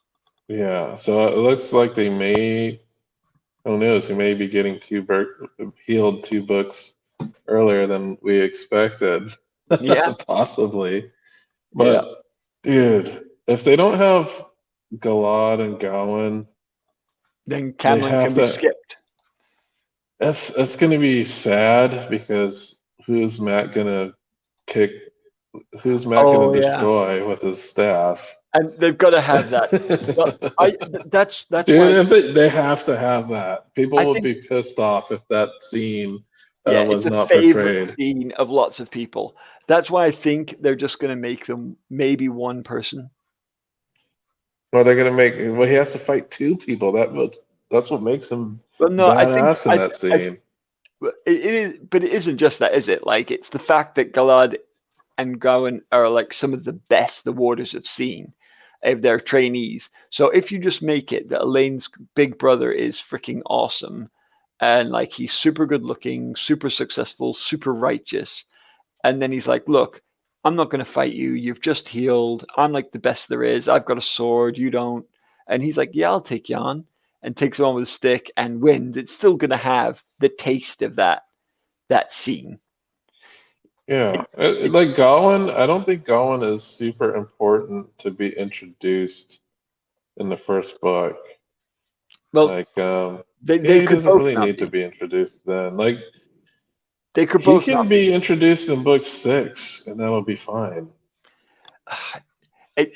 Not if you introduce. If you're going to have them, the brothers, Yeah. either one, you need to introduce them at least kind of when you introduce Elaine. They don't have to be a big deal, but Elaine needs to at least be mentioning them because that's the only thing that gives them any context and any gravitas and any weight. And Right. if the show is intending to actually have Egwene end up with who she ends up with, then it's even more important to actually build it up. And it's something I hope that the show does a better job than Jordan did of that romance. It's actually something What I hope. seems like it, just by the scene with Rand and Egwene, they're making it a more matured relationship rather But than but because I the mean, book makes it feel like a arranged marriage, like it's the early yeah, forms of an arranged yeah. marriage. But I'm talking about Egwene's relationship not with Rand, with with the person she ends up marrying. Oh, with Gollum, yeah. Yeah. So if you're going to have him in, and if you're still intending to have him be the person she marries or like ends up with at the end of the show, like they need to do a better job of that than Robert Jordan did. Yeah, Like because yeah. their relationship is basically not on screen for like 6 books, and then she just falls for him hard for almost no conceivable reason. And so Well, we it's need, because they got romantic in a dream. yeah, but like, and That's and that's but just to be why. clear, I'm fine with that because she is a dream walker. It's absolutely fine, but that they need to actually like we need some scenes here where we buy into the fact that they have a relationship that they could be into each other. Like I'm fine with the fact that if it happens in Telar and Riyadh.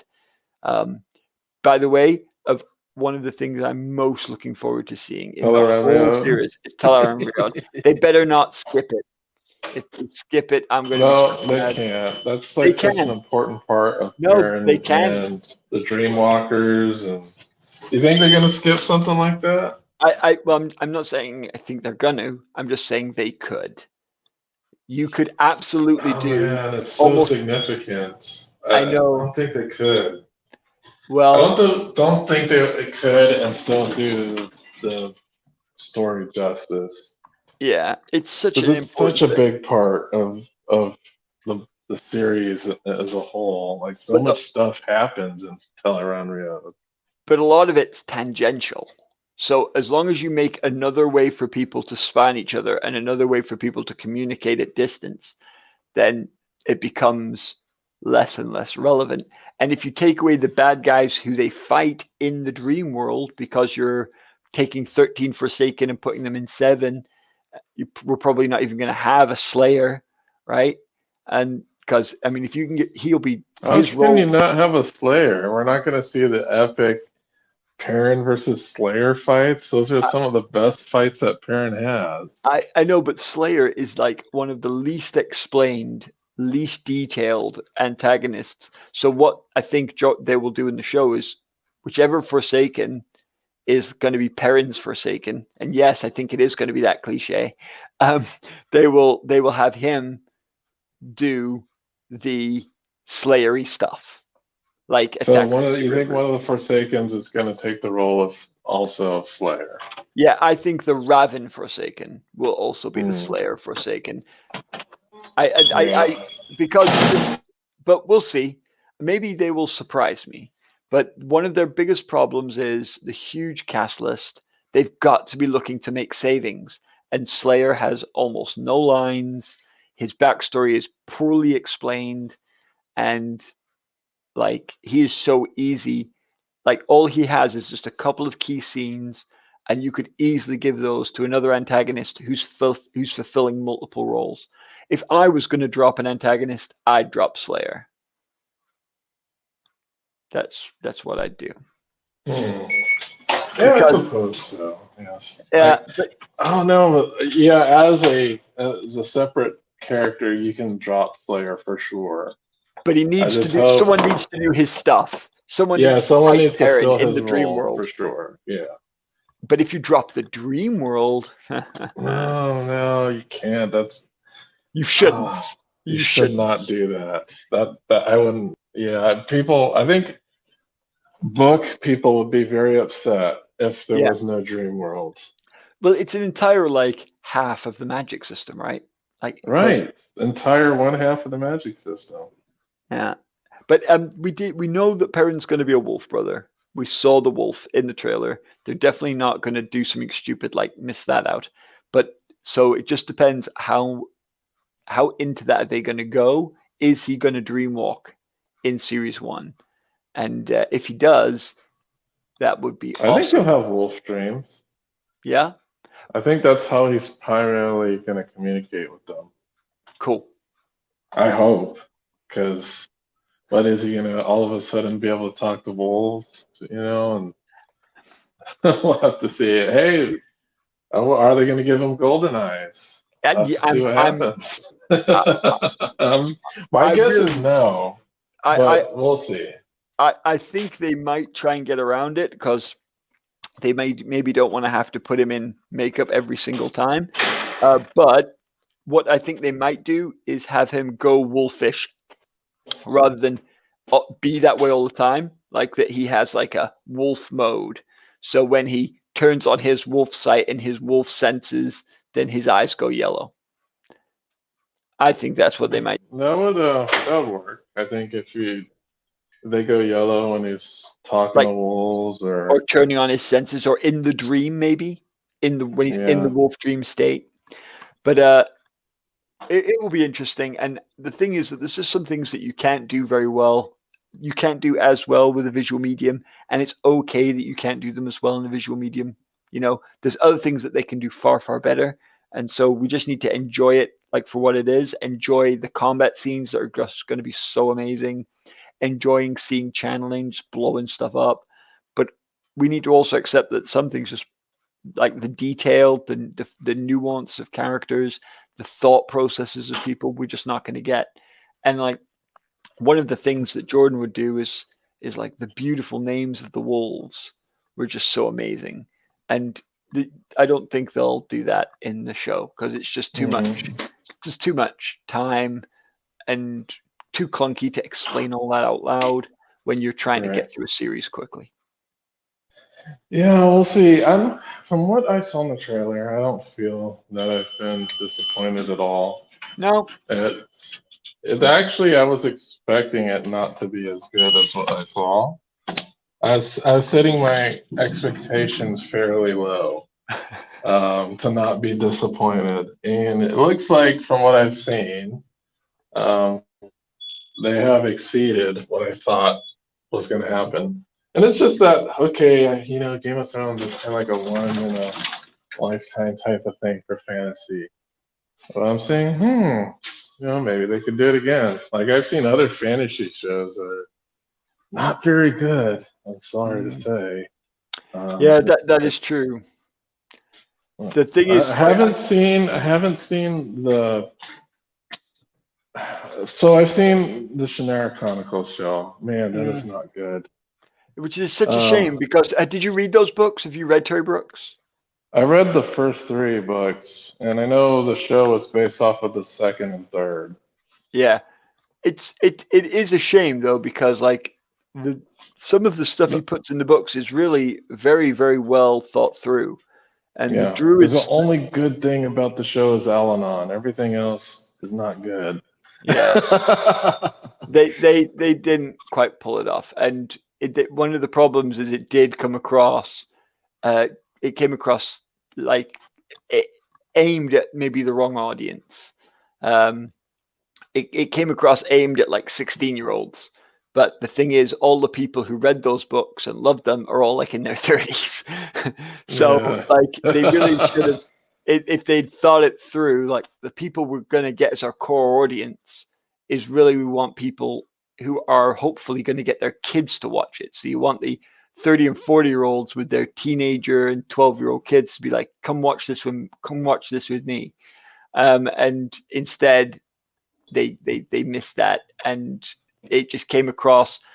It felt a little bit like a post-apocalyptic, divergent sort of feel instead of Mhm. instead of like epic fantasy, which is a shame. Right. And another show I didn't watch, but I heard wasn't very good either, was Legend of the Seeker. Do you know anything about that show? I do. I've unfortunately I've read all of those books as well. So I watched the first bit of that, but it tells you something that I didn't finish it. Yeah. Well, The Um, Witcher was good. I liked The Witcher show, and The Witcher show is pretty very. It follows the books really closely, like yeah, to a T. it's and it's easier to do that with The Witcher because The Witcher books follow basically one protagonist. Um, True. that like rather Well, than the like show they follow the girl as well. the girl. Yeah. Yeah. What's her name? I can't She remember. gets a significant story arc in She the does. show. She does. And So yeah, but what I'm saying is not like 12 POVs, which is what like even just the first two books of the Wheel of Time is dealing with. right. And it's just too many. It's just too many. Yeah, For well, at least if you take some of those POVs, they're like it's just characters that are in a particular group. Um, so we're talking about anybody that's in the five is you can basically treat that as one POV in the show, yeah, unless they're split up. yeah. For now, For absolutely. now, yeah. But and we're talking five, but as soon as we start getting people like Elaine and Avienda and Min, they're all gonna want time, right? And so it's tricky. That's all I'm saying is Wheel of Time is a different beast. Yeah, that's for sure. They have a lot of work ahead of them. It's good that they have second season is already given to I, them and they're I'm just working on I'm that. just delighted that we're seeing this at all, Dusty. Yeah, that's I'm true. like, who would? There was a time in the '80s when I was reading Dragonlance and Forgotten Realms and the first Drizzt books and things like that. That I never thought that I would ever get to see my kind of thing on the big screen. That I would ever get to see like proper high budget stuff done. When I was watching the sort of Lord of the Rings done with the weird like cartoon stuff, and Rotoscope or and I'm the thinking, Rankin Bass. yeah, and like this is the best I'm ever gonna get. Yeah, I remember that. I was like, but those Rankin Bass cartoons are pretty good for what they Oh, were. by the way, dude, I've got no objections, right? I when I said that was the best I was going to get, I own those. Okay, but it's just amazing that now, because of what's happened with the Lord of the Rings films, because of what's happened with Game of Thrones TV series, that people have realized that these stories are excellent and that there are people out there who are willing to watch them. What we've Yeah, so I what, wonder how many, if there's going to be any book turnover. So I I think so. didn't read, I did not read Game of Thrones until I watched the first season. Wow. And I Wow, was wow, wow, like, wow. okay, I'm not waiting for season two. Let me read ahead. So that's how I found out about Game of Thrones. I had no clue about it. I really wasn't following like fantasy super closely then. Hmm. So I was like, oh, this is pretty good stuff. Give It me really is. more. and and it comes across very well. Like it's just really good stuff. And the books of the Song and Ice and Fire are outstandingly written. They really are. But Yeah. there's the Wheel of Time is probably. I mean, Brandon Sanderson's giving it a run for its money, but it is at the moment like it's the best book series I've read, front to back in fantasy, and there's so much depth to it. This show does not have to be that, but I really hope that the show just pays on the things that are no-brainer wins. One of the Mhm. advantages the show has by the series already being complete is it already knows what fans love, right? So if it's clever, the showrunner will go, right, Why do fans love the Matt scene where he kicks the trash out of Galad and Gawain? And you just go, right, they love that for all of these obvious reasons. I need to make sure that scene gets in there somehow so that I can have that payoff, because that will work with a visual audience just like it does with a book audience. Then there are other scenes that he's going to go, this scene is not as popular. It is very bookish. This isn't going to work as well. So this is one I'm going to drop. And so and there's loads of things out there where fans talk about their top 10 moments and things like that. And anyone who's just even slightly intelligent should just glance through those and think, yeah, like don't miss Do My Wells, right? Like Right, they can't mess that up. like the fall of the tower is such a big deal. Veins of gold, the, they can look forward and go, right, there's so many things that can be skipped that Right, and will there's not. stuff that's gonna be we're gonna see that wasn't described. Like one of the things I think they're gonna show is when the tower actually falls apart. So that's when the Yeah, younglings are fighting their yeah, we warrior don't see any of that. mentors. Yeah, we don't see any of that. So I think they're going to show that, which is going to be Yeah, pretty cool. Like it will be. a lot of stuff that doesn't get shown, I think we're going to actually get to see this time. Absolutely, because we don't have to be strictly in Swan's point of view. That's going to be pretty awesome when we get. I think that's what I'm probably most excited for, getting shown the scenes that happen off book that we didn't Uh, get to see. I still think some of the scenes that, like, I mean, I Do My Wells is just gonna be, it's gonna look amazing, and because Yeah, that Do My Wells is cinematic already, so it's made for this kind of medium. And but my favorite thing in the series is the cleansing, and so I mean, I can't wait. That will be just such a brilliant scene. I just want to the see that. cleansing of the taint. I I can't love wait that. to see the memes that are going to be generated from that because the people don't know what the taint is. And Yeah, who knows if they're even going to call it that.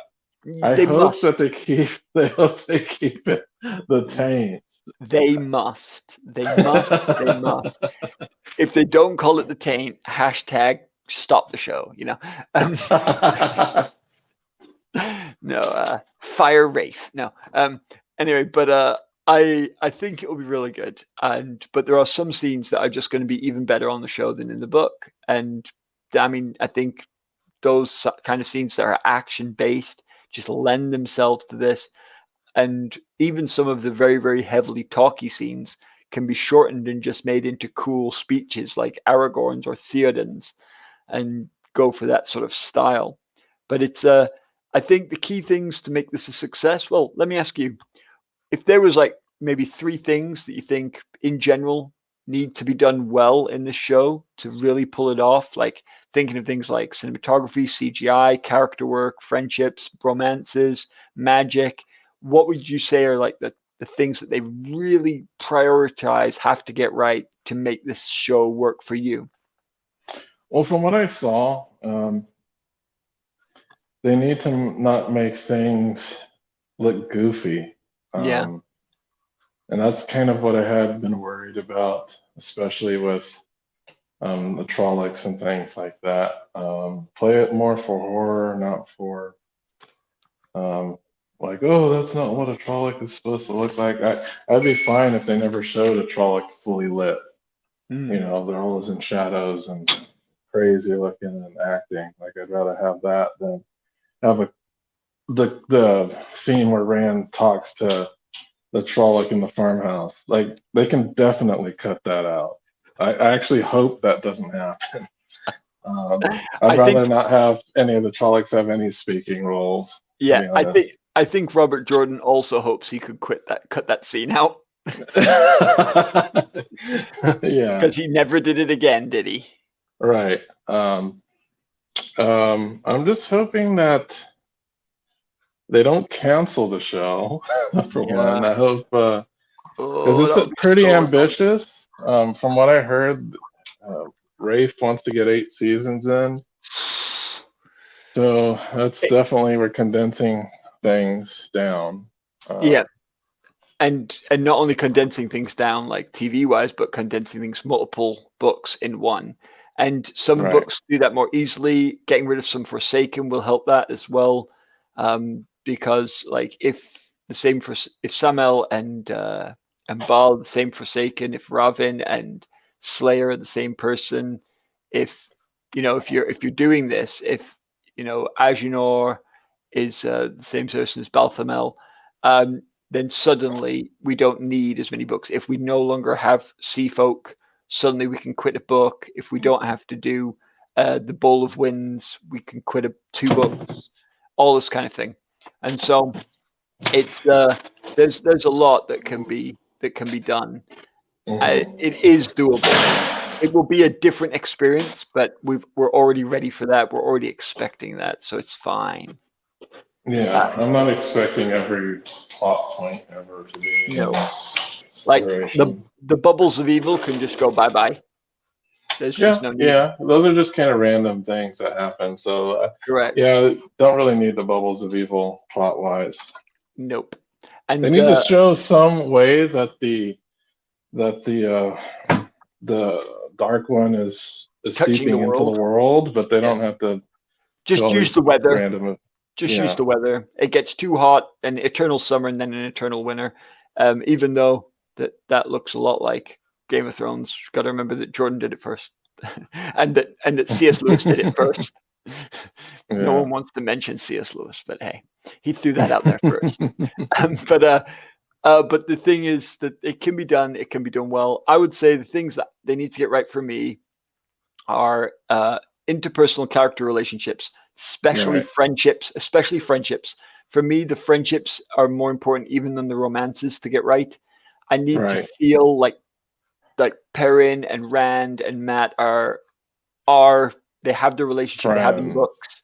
Yeah, real friends Yeah, though, and even like the relationship that Rand and Perrin and Matt have with Nynaeve and Egwene, if that's done right, and it's tricky because with Nynaeve, it's a an evolving relationship, um, because she starts off as like an adult to their not adult, and then that changes.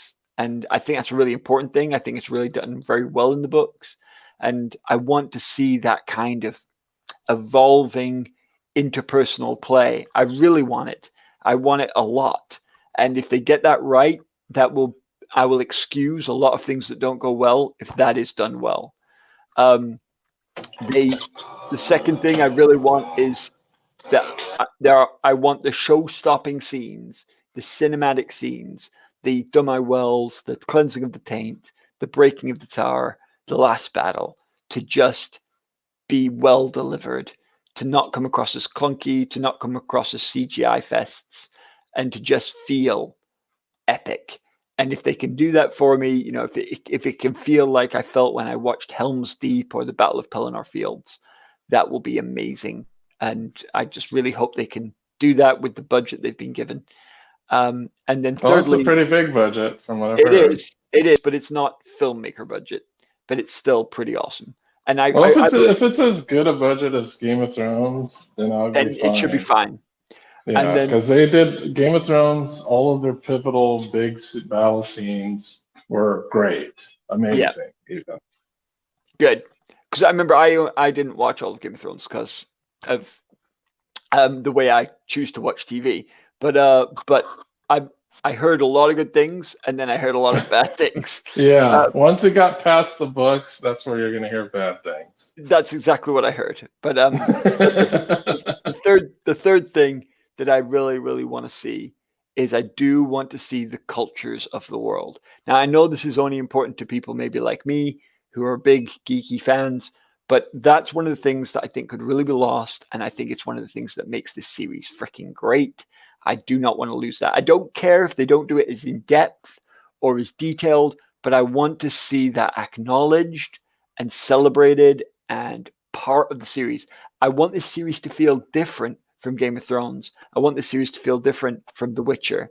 And one of the ways I want it to feel different is that cultural expression of the different peoples of this world. And I think it'll be really, really cool if they get that right. And it will be one of the things that if I get a feeling that they've hit that and I'm enjoying that, that again I can forgive like a bit of bad CGI or like dropping Galad or the White Cloaks, um, because those are the kind of things I want to see. I want to see those interpersonal relationships done well. I want to see the showstoppers done well, and I want to see the cultures of the different nations. I don't want the nations left out, and I think I do think that some of them will be left out. So the ones Mm, that they do, they really need to get right. So I think we'll see Carahine, Tyr, Ilion, the Borderlands might just be amalgamated into the Borderlands. I can totally see that mm, happening, and obviously Andor, right? And right, so it could just be that. And if it is, okay, but do those well. Do them, right. differentiate them, make me feel that they are living, breathing cultures. And Mm. obviously, don't screw up the Aiel. Like, please, please Yeah. don't make them like because what I'm worried about is with the Aiel that they will either go too close to Dune or that they'll go too close to Red Indian and then get uncomfortable with where they've gone and then not know what to do with themselves. Well, there's a dead Aiel in the trailer. Oh, I know the Aiel will be in it. I'm just saying I don't want them to screw it up. And it Yeah. and because of the especially with the fact that it's like they're going to be going for like a savage warrior people. There's so much that they could so easily go into some bad tropes and then get nervous that they're going to offend somebody who might see the Aiel as an analog of their own race in Earth, and then go like, oh well, we can't do that because of this, and we can't do that because of Mm, this, because the Aiel do stuff that we would consider unacceptable, right. and Yeah. uh, and I just don't want them to back away from that. I just want them to say, yeah, they're not right. We're not saying they're right. We're just saying this is the way their culture operates. You be Yeah, I the think judge. yeah, this is a fictional culture, and I don't think people should get bent out of shape out of, culture that doesn't actually exist. Yeah, well, let's just see what they do with the Shanshan, because there is even amongst the book people, there is a lot of like because What's of wrong with the Shanshan? slavery, man. Slavery is a huge topic online. Well, Like of people, course, that's yeah, not that that's yep, well, yeah, they have slavery. And they so many do, different fantasy books have cultures with slavery in it, yep. though. But the problem is that the Like Shanshan, even Game of Thrones, like there was definitely slavery there. yeah. But The in Game of Breaker of Thrones, Chains. in the exactly. But the point is that slavery is bad. Okay, blanket bad. And in Game of Thrones, for example, anyone who does slavery is definitely the bad guys, like 100% the bad guys. Um, and like one of the problems with the Shonchan is that they are the bad guys, but Hmm. they're actually also the good guys Uh, well, they're because kind of like at, shaky allies, I guess. well, not fake allies. At the end, they're actual allies, and basically Matt and Tuon use them to help save the world. And then at the end, they agree to split the world with them half and half. And Mm, the Shonchan never abandon slavery. They never abandon their caste system. Now, I don't think that the show will allow that to happen. I don't think they can. So I think what they'll show in the show, and I predict this now, is that Tuon and anyone else like Captain Khaled or anyone else that they want to show as sympathetic in the Shonchan will be a reformer. And so it'll be that Tuon wants to get rid of it all. She's going to get rid of Soldam. She's going to get rid of slavery. And that's why there's going to be the conspiracy to kill her. And then when it doesn't work, she will become the empress. And when she does, she will abolish slavery. I'm calling it now. Um, because I don't think they can accept the way Jordan left it. I genuinely don't believe they mm. will because it's too controversial You in our mean the society. slavery? Yeah, maybe they might have to abolish it as a Yep, as at the a. end of the series, that like that's what they're doing. That they had it, and that Tuon, because she's a sympathetic version of them, that part of her getting together with Matt will be because she's a reformer, she's inside the system, but realizes it needs to end.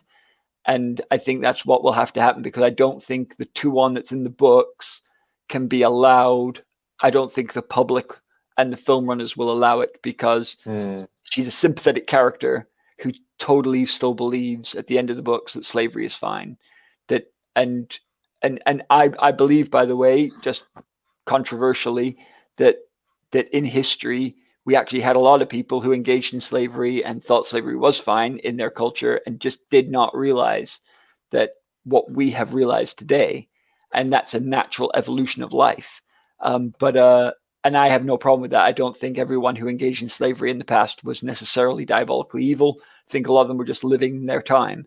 But the problem is that we know that slavery is a great evil. We know the damage that it's caused in our own world, and that's so sensitive a topic that I don't think the show can have a sympathetic character who doesn't reject slavery completely. I just don't think they can do that with a modern audience. You can get away with it more, I guess, in a book. But anyway, so that's one of my predictions for a big change. I think the Seanchan will not be slavers by the end of the series, and I think the Seanchan alliance will be the stronger for it, because it'll be more like merging the two nations rather than what we have with this sort of divide. Because yeah, I can see that hey, you can't enslave channelers anymore. well, not just channelers, because it isn't just the channelers enslaved, is it? Yeah, but I think in the show, and this is what I think, Yeah, is go on. that I think they're probably, in order to avoid that, they're only going to do channeler slavery. So just get rid of the whole idea of Dakoval. Yeah, it's just going to be with channelers.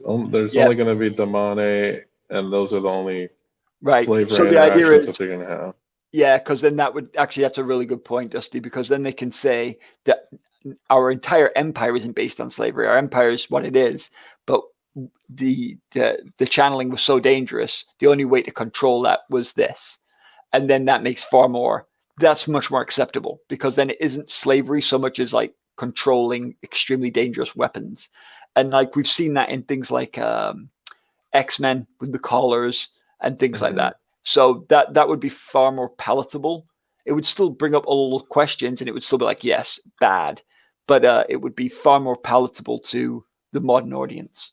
Yeah, You I know don't what? think there's going to be like General Dr. Vale. It's going to be Slow Downs and Damane. Yeah, I think but that's kind of yeah, like the big focus on Seanchan anyway.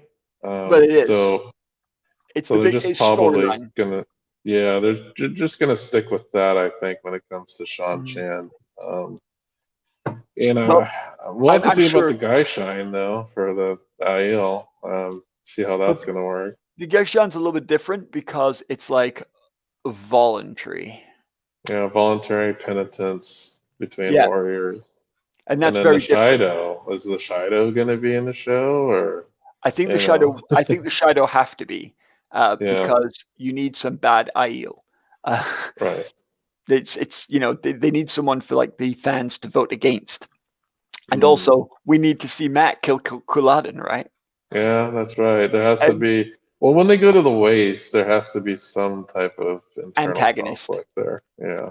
but also like I think the he who comes with the dawn moment, like when Kuladin like shows his With fake his tats. dragon, and then he goes and he shows his one, and they're like, yeah, well, he's got one, and then he's like, idiot, they don't want you to show the one, they want to show the two, and he's like, oh, I have two.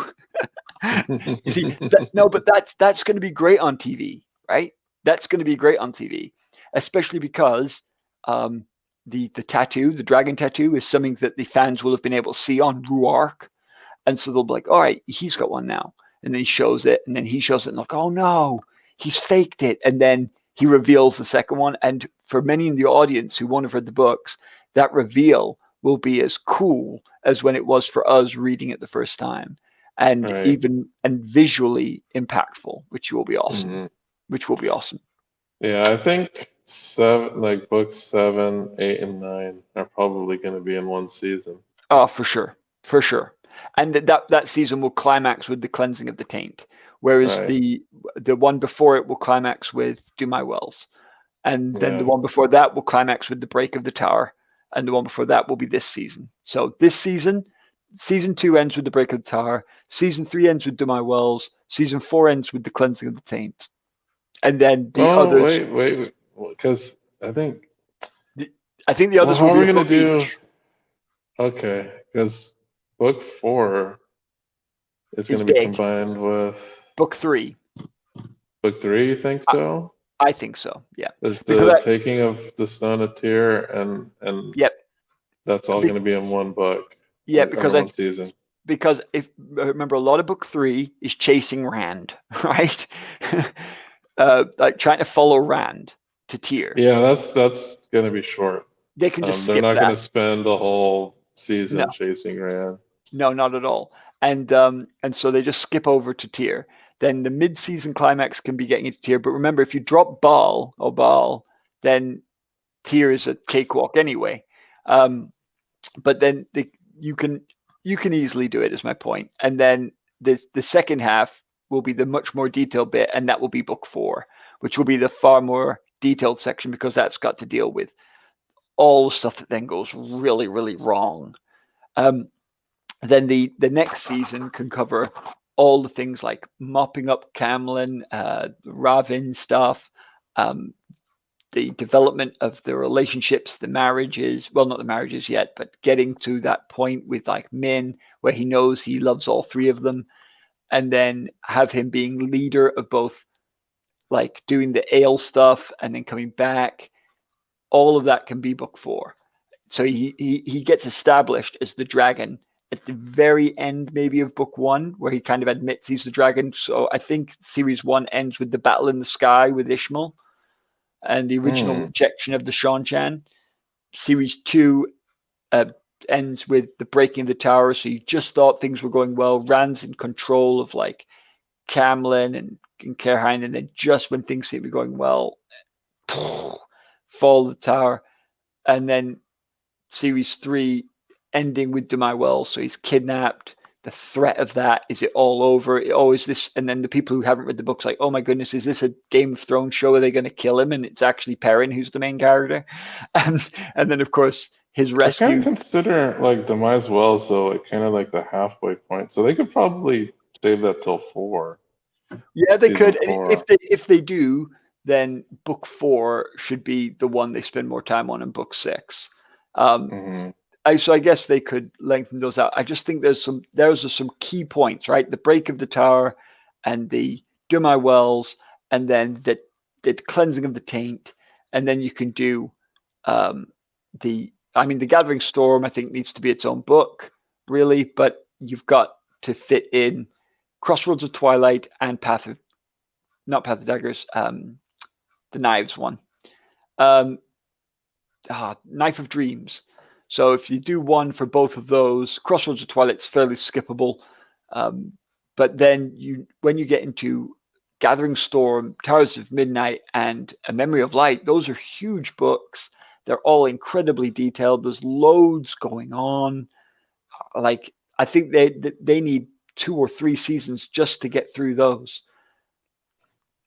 Yeah, we'll have to see I know. because we I know will. there's probably going to be a lot of stuff cut. Yeah, there Um, has to be tons cut. yeah, because I know there's actually a lot of stuff they can cut out from 7, 8, and 9. And there is from 3. I really think 3 is got lots of cuttable content, and 4 in the beginning has some cuttable content, but as Hmm. 4 ramps up to the end, my goodness, the pace just goes up and up and up, and you just can't skip that stuff out. Um, Yeah, because I know like 3 does not focus on Rand at all. no, Um, except right at the end, because yeah, it's right all at the about end. they're just chasing him the entire time. But they could easily do things like skip Gaul. I don't think they will skip Gaul though, but they could skip Gaul, and Bane and Shiad and that whole shenanigan. But we'll see. He'll obviously just pick the stuff that he likes and that he thinks he can get people to really get behind.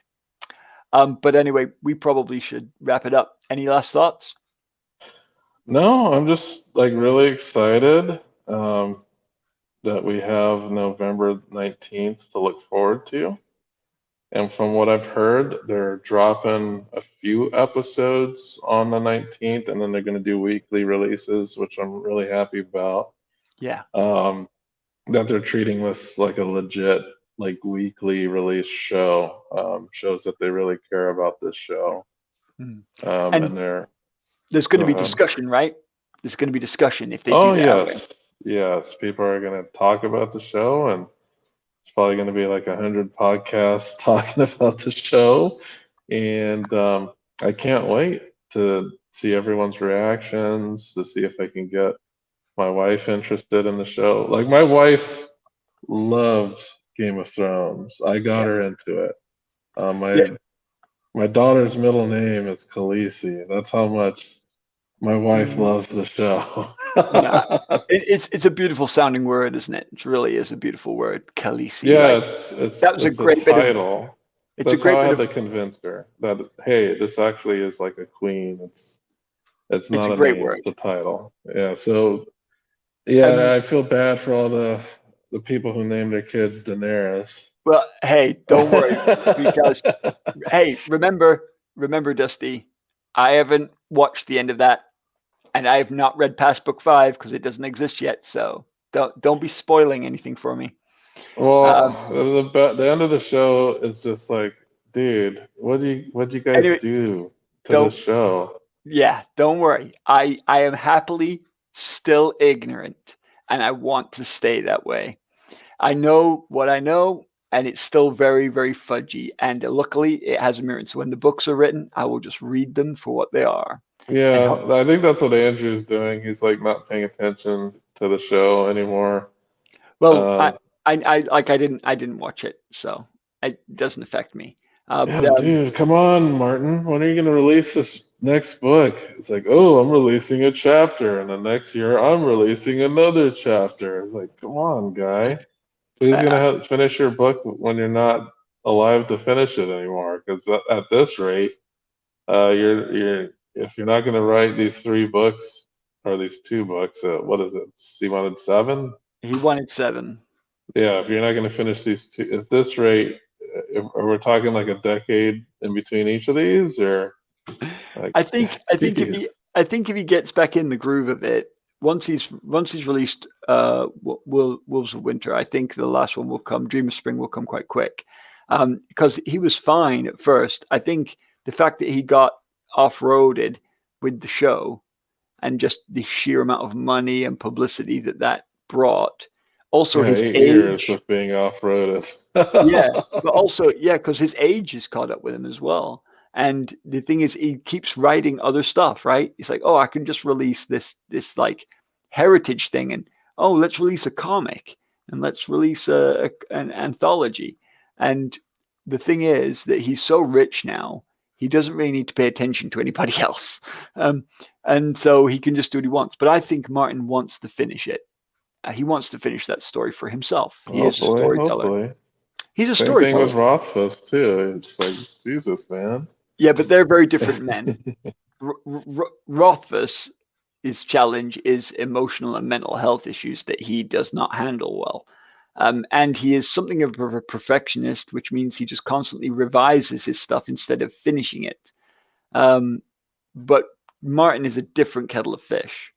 Um, Yeah, very much so. he's still writing. It's just where's the Game of Thrones stuff at? Yeah, he's just writing other stuff. Yeah, and the thing about Martin as well is that you got to remember that Martin only started writing really quite late in life, whereas Right, Roth that was is true. much That's younger. true. And one of the things we also forget is that Martin has written a lot of stuff. I think to date, Rothfuss has written 2 books and a novella. Like Yeah, that's about it. Yeah. that I mean, the fact that Rothfuss is as amazingly famous as he is a testament to the quality of Name of the Wind. Yeah. That, because like, how did he get so famous with so little written? And it's because that book is just, it has a completely different feel from any other book. Right. Um, And we hope, It's I hope for his own sanity that he finishes King Killer. I really do. But I tell you what, it's just easier to be a Brandon Sanderson fan. That's what I found. because he writes so much and so frequently. It's like, oh, I'll read just about anything. Like I've read this one book recently that I was like, oh, okay, this is pretty good. And it was a book based on the game Infinity Blade Yeah. Oh, called it's a great book. Awakening. And I Yep. read it. I was like, oh, wow, this game, I guess, really has some really interesting and cool lore. And I really liked the little story he wrote.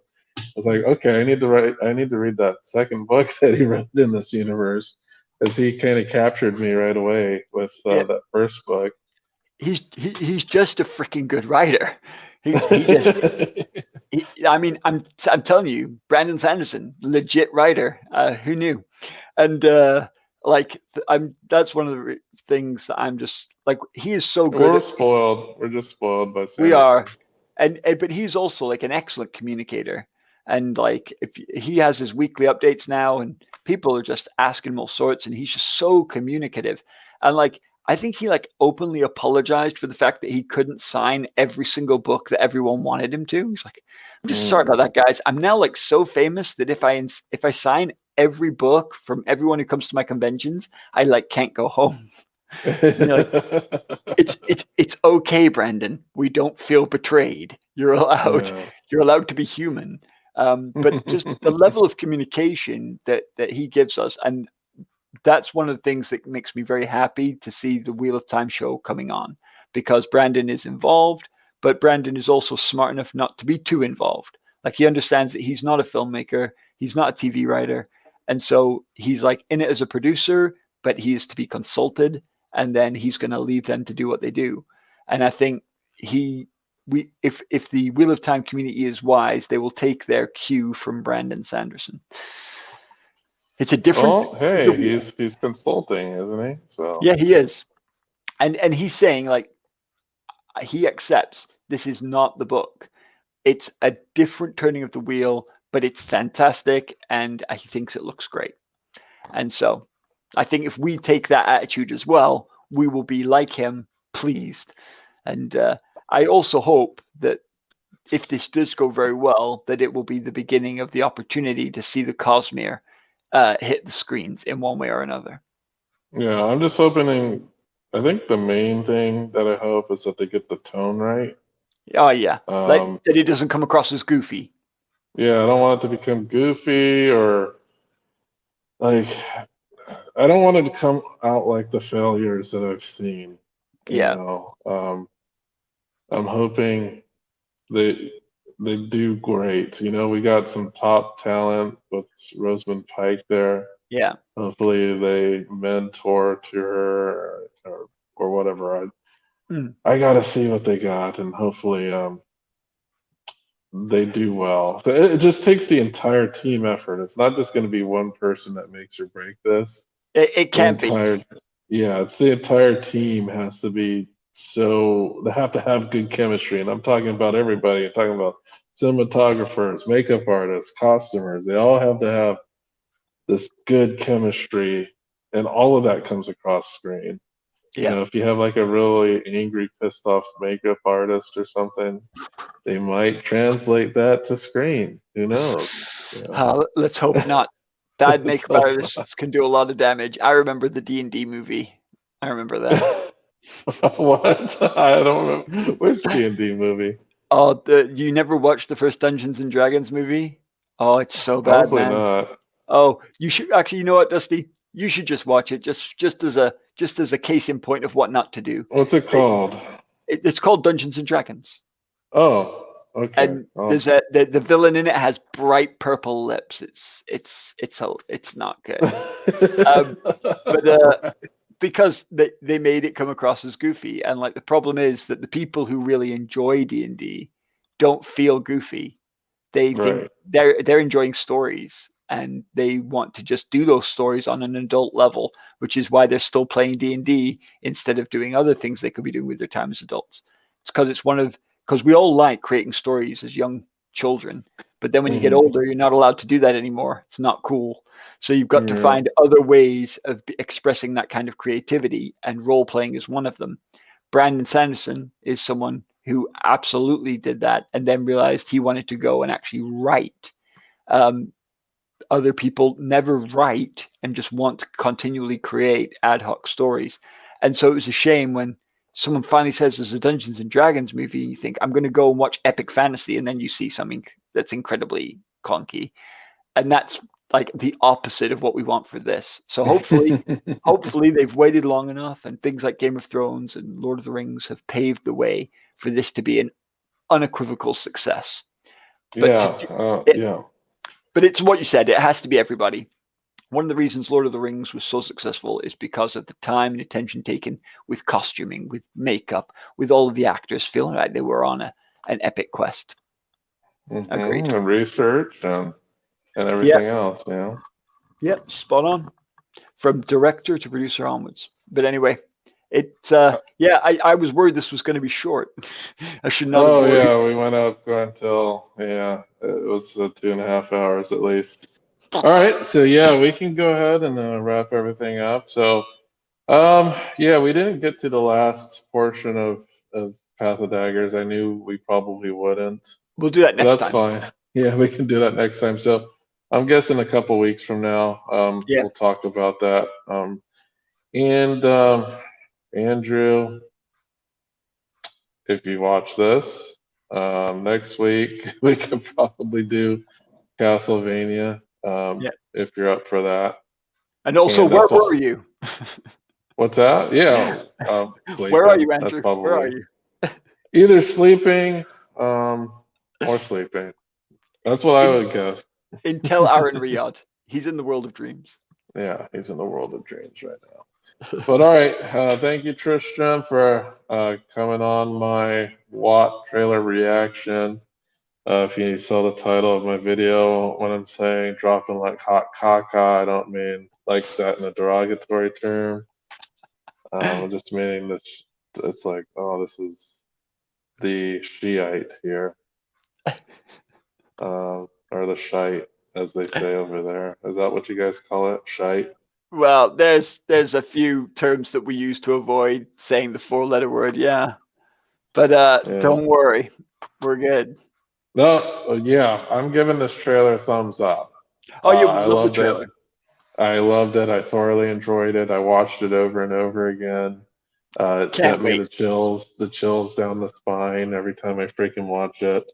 Um, and I'm guessing that this has so many views is Yeah, because people are watching it over and over and over again. That's just how good it is.